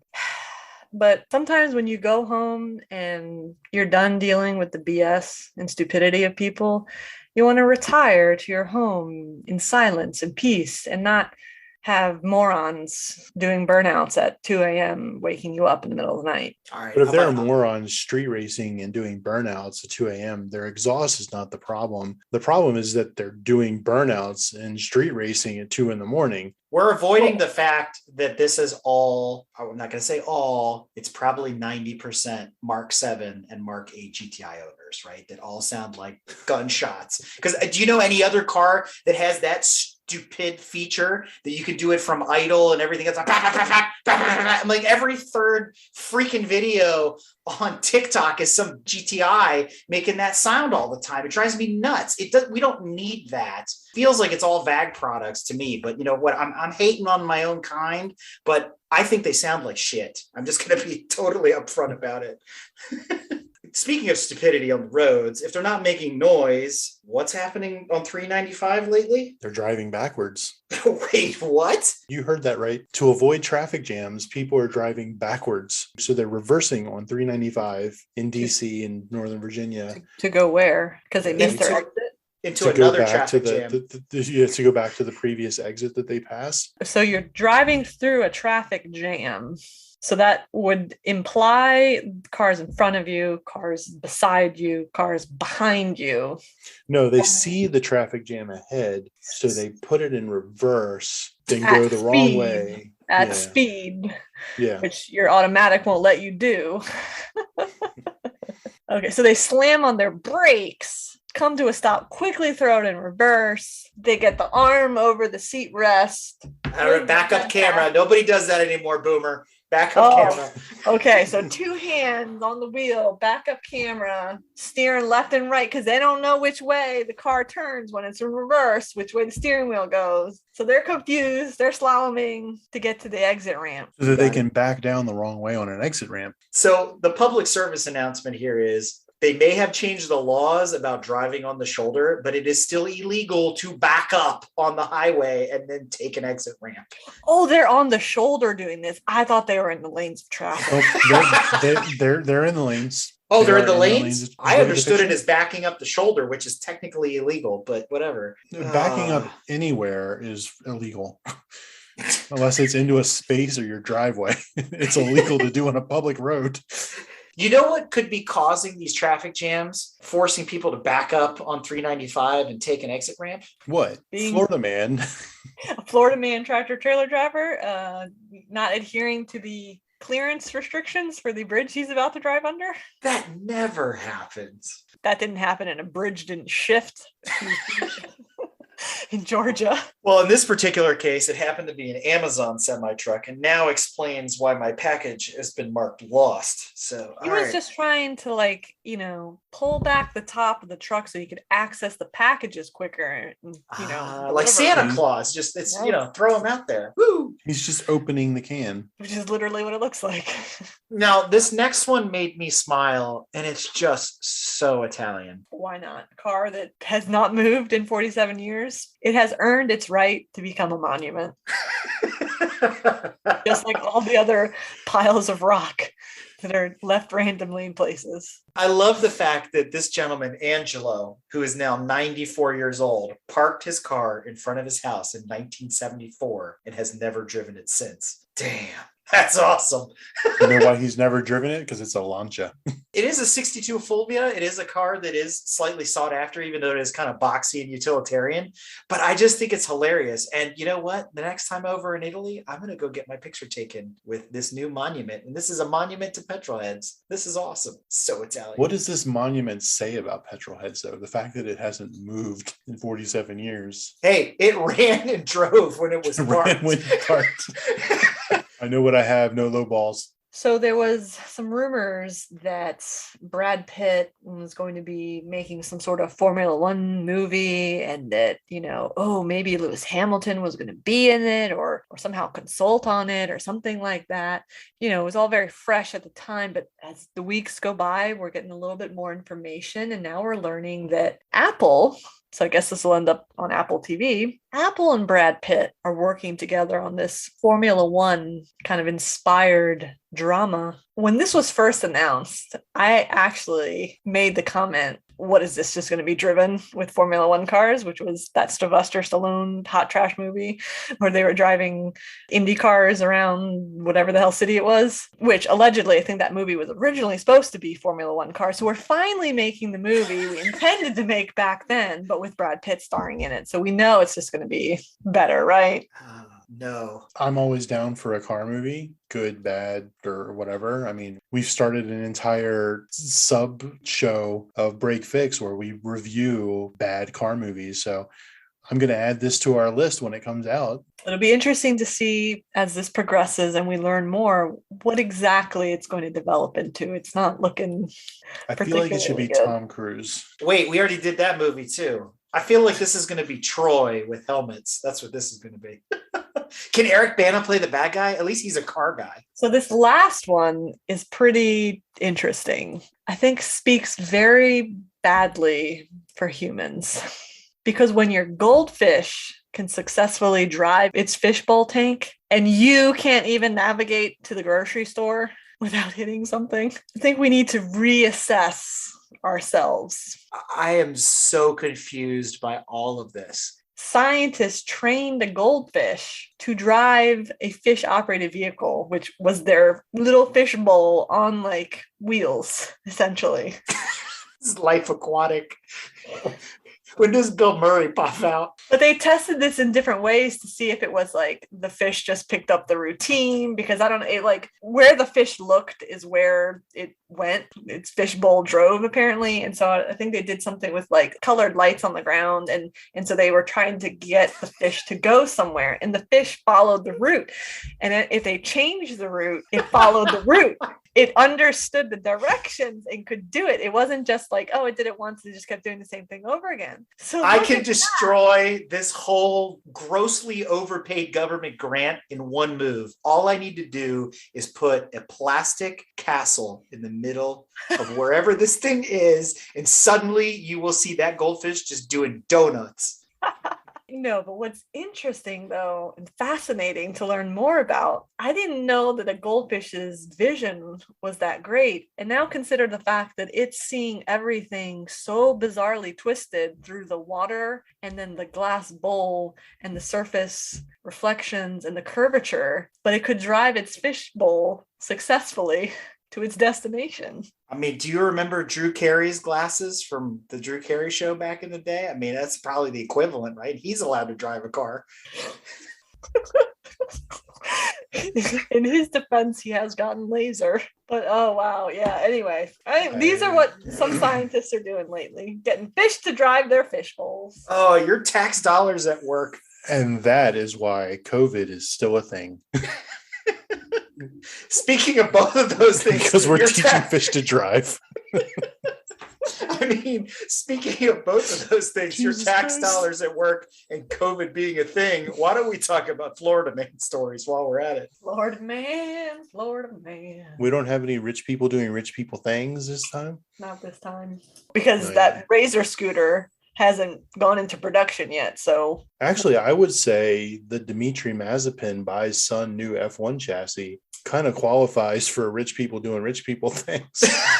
You know, you're right about that. You are absolutely right about that. To compete with his own teammate. Jesus. Terrible. I mean, it's Okay. about as terrible as this limousine. This record-setting 100-foot-long Cadillac limousine is the world's largest limo, and it is in the hands of a Florida man. It is currently being restored. Yeah, it's bonkers. It's got a helicopter on the back. So I quickly lost interest in that when I saw that there was a Ferrari F40 with 10 wheels, Yeah, that's way cooler. an 8-seater. And I'm like, why? That's actually a Fiero. Don't even go there. It's made to look like I mean, the freaking Ferrari symbol is like 3 feet long on the hood. I mean, and then there's that double wide. I don't even know what that thing is. It's like 2 cars conjoined twins together, and it's got like a swimming pool in the back. And This is all stuff I would see in the kids' part of Hershey Park. Like they all look like amusement park rides. I mean, they're insane. Where did these come from? Like, I'm disappointed that the article didn't explain like the history of these bizarre cars that apparently were on display somewhere, because there's like even freaking like the American Dream J. Orberg Star Cars, Hollywood, California. What? There's even like a model that like stands in front of them and stuff. I think my favorite, though, is the Pepto Pink Mercedes with the heart-shaped hot tub in the trunk. That thing is legit awesome. Although I'm easily distracted, and there was a Haggerty ad with a Corrado on it, so I clicked on that, and I kind of moved on from this pretty quickly. Wanted to see what that was all about. So what else is going on in Florida? Speaking of moving on, so we're in Florida again, of course. Now, say you get into, I don't know, a little parking dispute. You're angry at your neighbor's parking habits. It's happened to all of us, right? Sometimes you're just like, who is this joker parking their car in front of my property? Even though I don't own the street there, I don't want your car parked in front. How would you, as a normal person, as a non-Floridian, handle that? I'd piss and moan and stomp my feet and do nothing about it. Nunchucks. Have you thought about a flamethrower? Damn. What? Is this guy Charles Bronson? He's Andre something. And he decided to get himself 3 counts of felony aggravated assault with a deadly weapon with intention to kill as he brandished the flames from the flamethrower at his neighbors who parked in front of his house. Wait. Was the neighbor in the vehicle at the time of the offense? Yes, unfortunately. Okay. They were like teenagers getting out of the car, and he like turned the flamethrower on them. This is like the ultimate get off my lawn. That's some buck wild manure right there. Wow. That's intense. He denies, of course, targeting them, but don't park in front of my house. The char marks on the side of the car weren't evidence enough of the assault. They said they wanted to add flames. And these Florida man stories play out like People's Court. Also in Florida, so I think too many Fast and the Furious movies, too many of these, what was the other one with Statham, with the transporter movies? Drives the Audi out of the parking garage and all that stuff. Well, for reasons unbeknownst, somebody drove off an 8-story parking garage. Yes! And how did that end? You know what? He lived. Don't know why his 2015 Ford Explorer, it's always a Ford, isn't it?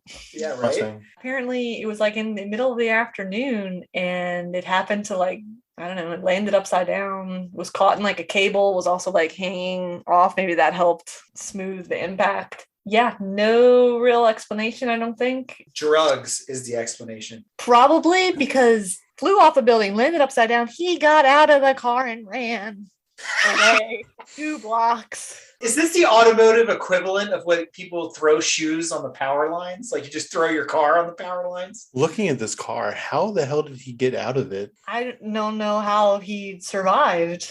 I love his wheel studs. They're like 3-inch long spikes. Bodicea spikes. Right. Yes. I hadn't noticed those the first time. I mean, good on him that he survived. Who knows what that story is, but only in Florida. I don't think good on him. It was a failed suicide attempt. That's what that was. Oh, I hope not. Well, you wouldn't have gotten out and ran. Physics, True. People. Physics. Pay attention. Well, they've definitely beefed up that rollover capability of the Ford Explorers, if nothing else. Stealing cars, not a good thing. Shouldn't do this, right? Everyone has their own way of doing it. I think we talked about the guys that went with a front loader forklift to steal motorcycles or something, right? And then drove whatever it was across railroad tracks on it. And it's always ballsy when they're stealing them from dealerships, right? Versus the parking lot or something like that. What if you went to the dealership to steal the car naked? This brings us to our sub-segment of Florida Man. It's Naked Florida Man. You know, he just somehow was there naked at the dealership, got into a 2021 Ram truck that was in a painting booth, backed it out, and drove it off. I mean, if I was the sales guy and it was a Dodge Dart, I would have just given him the keys. I'm like, man, you really need this. You really need to go away. But he stole it out of the paint booth. Was it his own truck? Was he stealing it back? Who knows? Like that guy from New Jersey who came out running with the guns naked. There's a picture of this guy. Clothed or not clothed? To answer everybody's question, drugs. It's always Florida man, right? We give the Florida man a hard time. Then that's not fair. To spread the joy a little bit here and to be fair, how about Florida woman? And how about a Florida woman leading police on a wild golf course chase and not in a golf cart? Oh? No, in an SUV. Looks like a Toyota 4Runner. It does look like a Toyota 4Runner. It doesn't say what it is, but it does look like a 4Runner. So something of that nature. She's doing a little off-road. She looks like when Lieutenant Weigel from Reno 911 does the prostitute bit. Like, what is this outfit? Take a look at it, and that you don't even need to talk anymore. What is she wearing? She looks drugs again, and she led a police chase on a golf course in not a golf cart. This just hurts so much. Watch out, Florida man. Florida woman. I will say that's the most off-roading that Toyota has done in its entire life. So there you go. Round out the women here a little bit. Texarkana, or Texarkana, potato patata.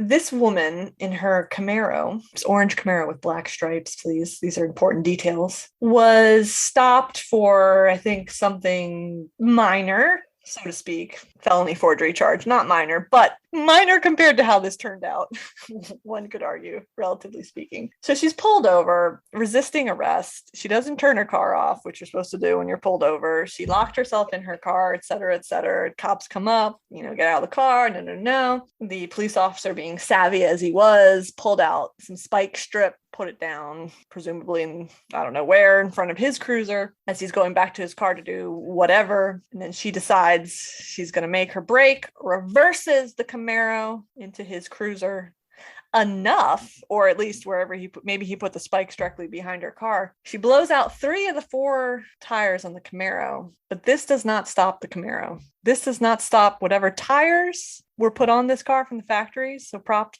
to those tires, because she proceeds to get on the highway going 100 miles an hour. Flats. With 3 spike strip blown out tires and 1 good tire, till eventually she exits the highway. The car becomes disabled, presumably. The tires are by OnStar. She ran out of gas. She's on the side of the interstate when they catch up to her. Her foot planted, as the article says, her foot planted firmly on the accelerator as the wheels spun uselessly. Damn. What did she break? All of it. So not only did she have the felony forgery charge, she also had evading arrest and resisting arrest. So good on you. All of the fun facts and figures, the super fun facts of this article are all negated once you reach the comment section of the article, which I will not repeat any of them except for maybe one. I mean, the one that got me though is the guy who says, I'd buy that car from salvage, fix it up, and park it in front of the jail. Oh my God. I'm like, oh my dude, really? Savage. Jesus. They're pretty rough. To look at them later. I had not looked at them. You will be in tears, and for anybody that wants to see them, they'll be in the show notes when you click on the article. Well, we will end Florida Man on a good note, which we don't normally do. That never happens. This is a good-hearted Florida man, and I'm not saying that in any way that this is going to turn funny, but back in December or whenever it was, those horrible tornadoes that leveled parts of Kentucky, this Florida man with his tractor trailer was taking donations, filling up his truck with food items and other necessities, and he was going to drive all the way up from Florida to those folks in need and deliver all those items before Christmas time. So look at that. Nice, heartwarming. That is awesome. Round of applause for that Florida man. Good job. Thank you. Thank you for redeeming all the previous sins of the year. You, sir, are a saint. Well, I guess it's time for us to go behind the wall and quickly talk about motorsports news. The racing season ends for us here locally usually around the late October, early November timeframe. But in other parts of the world where there's lots of sand and no ocean, they're still running Formula One races and, Dakar and all this other kinds of stuff. And so there's always little tidbits of news here and there. But as we lead into the opening of the next racing season, which Rolex is right around the corner, January 29th and 30th weekend here in Florida yet again. So maybe some interesting Florida stories. The news from the NASCAR world is Jacques Villeneuve, former Formula One champ and IndyCar 500 champ, is going to make a run at the Daytona 500, which is coming up after Rolex. So curious to see how that turns out. I mean, he's basically kind of coming out of retirement to go run in NASCAR. I mean, yay. Cool. So let's talk a little bit about open wheel news. What's hot and what's not in IndyCar and Formula One? What's not hot is that Williams died. Frank Williams, I guess the team founder for the Williams F1 team, he passed away at age 79. His daughter was, I think it was daughter or granddaughter, was running the team and owned the team. And I think the Williams team sold last year to an investment firm, Doralton Capital. So, and they're still going to be the backmarker team of all of Formula One, right? Well, they're going to have some competition with Haas. I was going to say, they've been doing pretty well. But they're losing George Russell, because George Russell is going to be Lewis Hamilton's teammate for the coming season. So they've got the new, I think they're the ones with the new Chinese driver from Formula 2 that's moving up. So who knows? They'll be battling for worst 5. But there's other sad news in Formula One. The king has been dethroned. Yeah. Lewis Hamilton lost. He is no longer the reigning champion. That title has gone to Max Verstappen due to some late lap final race heroics on his part. It was a complete farce. And I mean, whoever camp you're in, you're not completely happy, I guess, unless you're a Max Verstappen fan, but whatever. Daniel Ricciardo won a race this year, so I'm happy. Any podium, that's all that matters. Yeah, and I mean, there's lots of memes and lots of stuff. I mean, people are even posting about, hey, don't forget about Sainz. You know, he had a great year despite all the drama that's going on. So I don't know. Maybe I'll pay attention next year.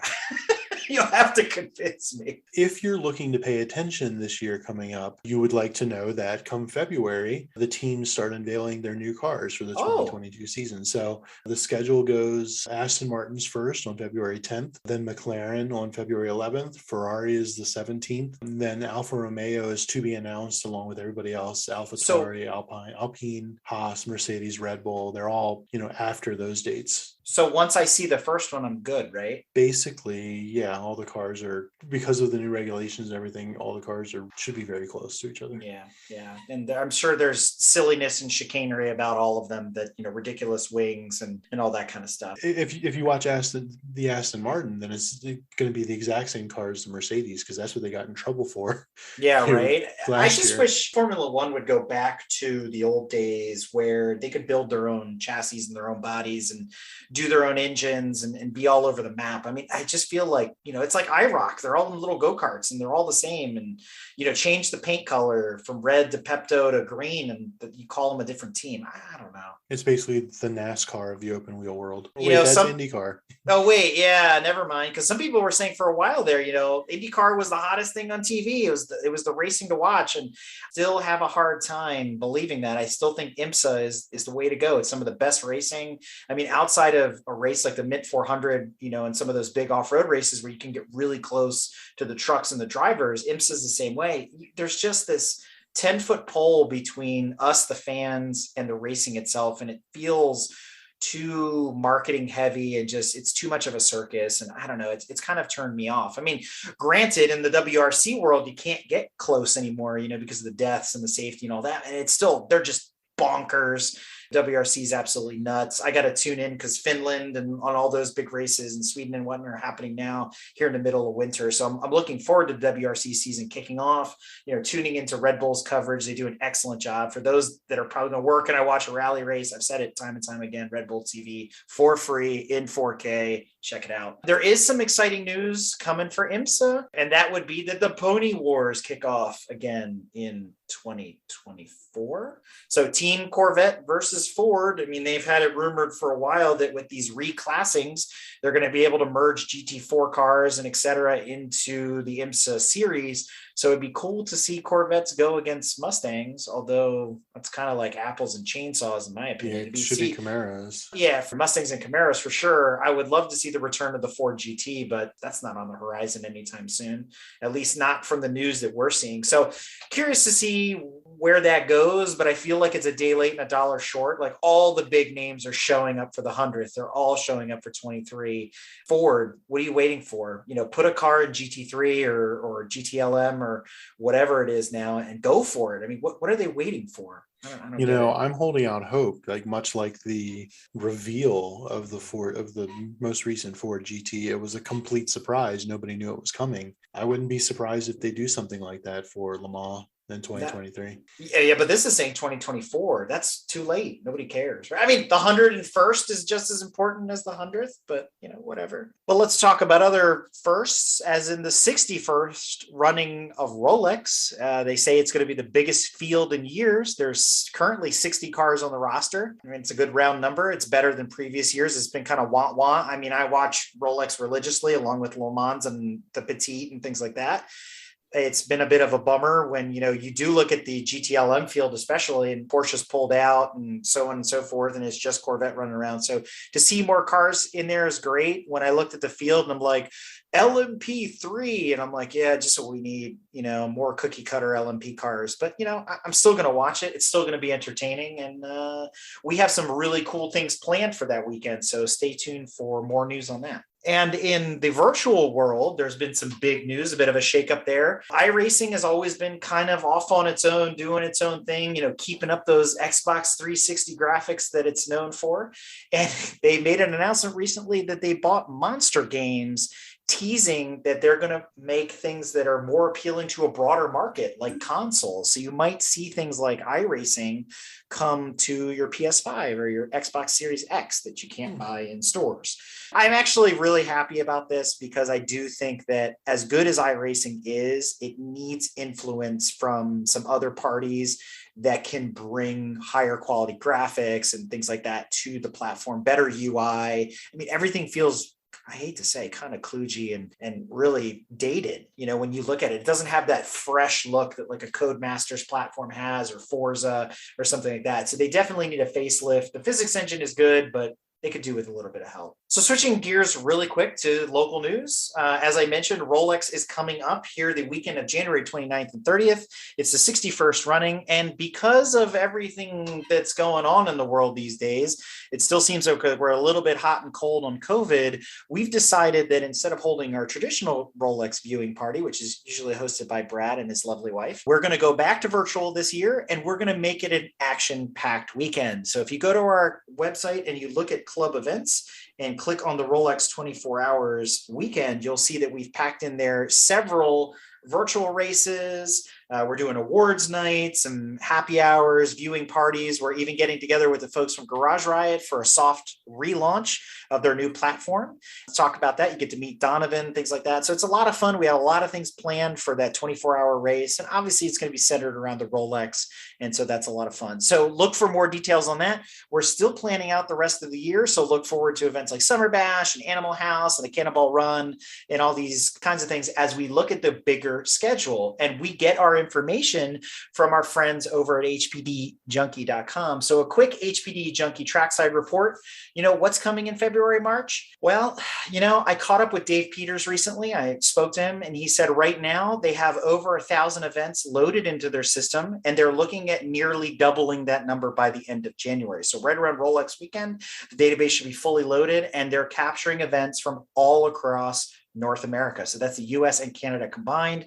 And, all your favorite providers, be it Hooked on Driving, PCA, EMRA, SCCA, NASA, whoever, all of that information all in one spot, search by the date, search by the location, by the provider, and then figure out what your schedule looks like. So now's a great time to do that. And just know that they're loading more and more information in there.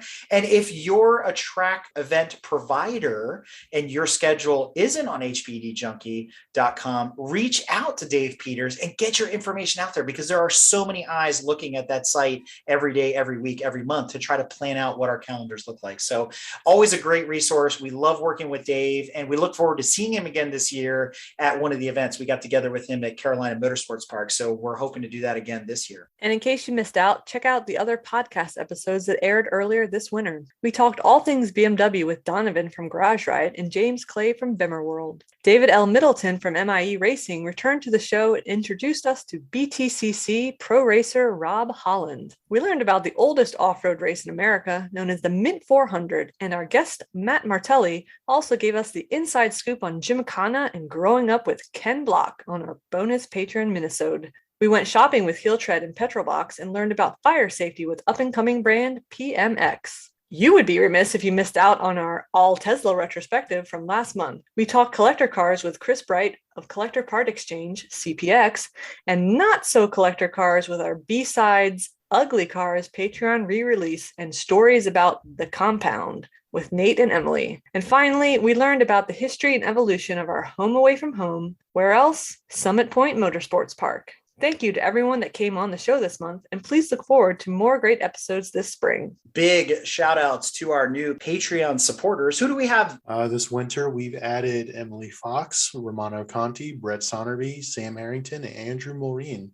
Very cool. And thank you guys for supporting GTM, supporting Break Fix. Without you folks, none of this would be possible. And every little bit helps. And remember, as a Patreon subscriber, it gives you early access to behind the scenes content, bonus content, mini-sodes, all sorts of other things that we post out on Patreon first. So we want to reward those folks. Obviously, we design also special swag, and there's other giveaways and things like that. Gives you access to all sorts of other perks, part of being a GTM supporter through Patreon. So we appreciate everybody doing that, and we look forward to your help in the future. In addition to our Patreon supporters, we'd like to shout out our anniversaries.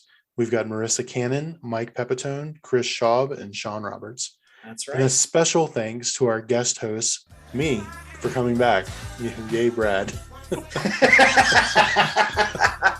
We love having you back, Brad. It has been too long, and it's good to have your voice on the radio with us. And, it hasn't been the same. We're glad for you and Adrian, your boys happy and healthy and all that. And we look forward to seeing them at the track and to the next, Break Fix episode. So welcome back. Welcome back. Thank you. Thank you.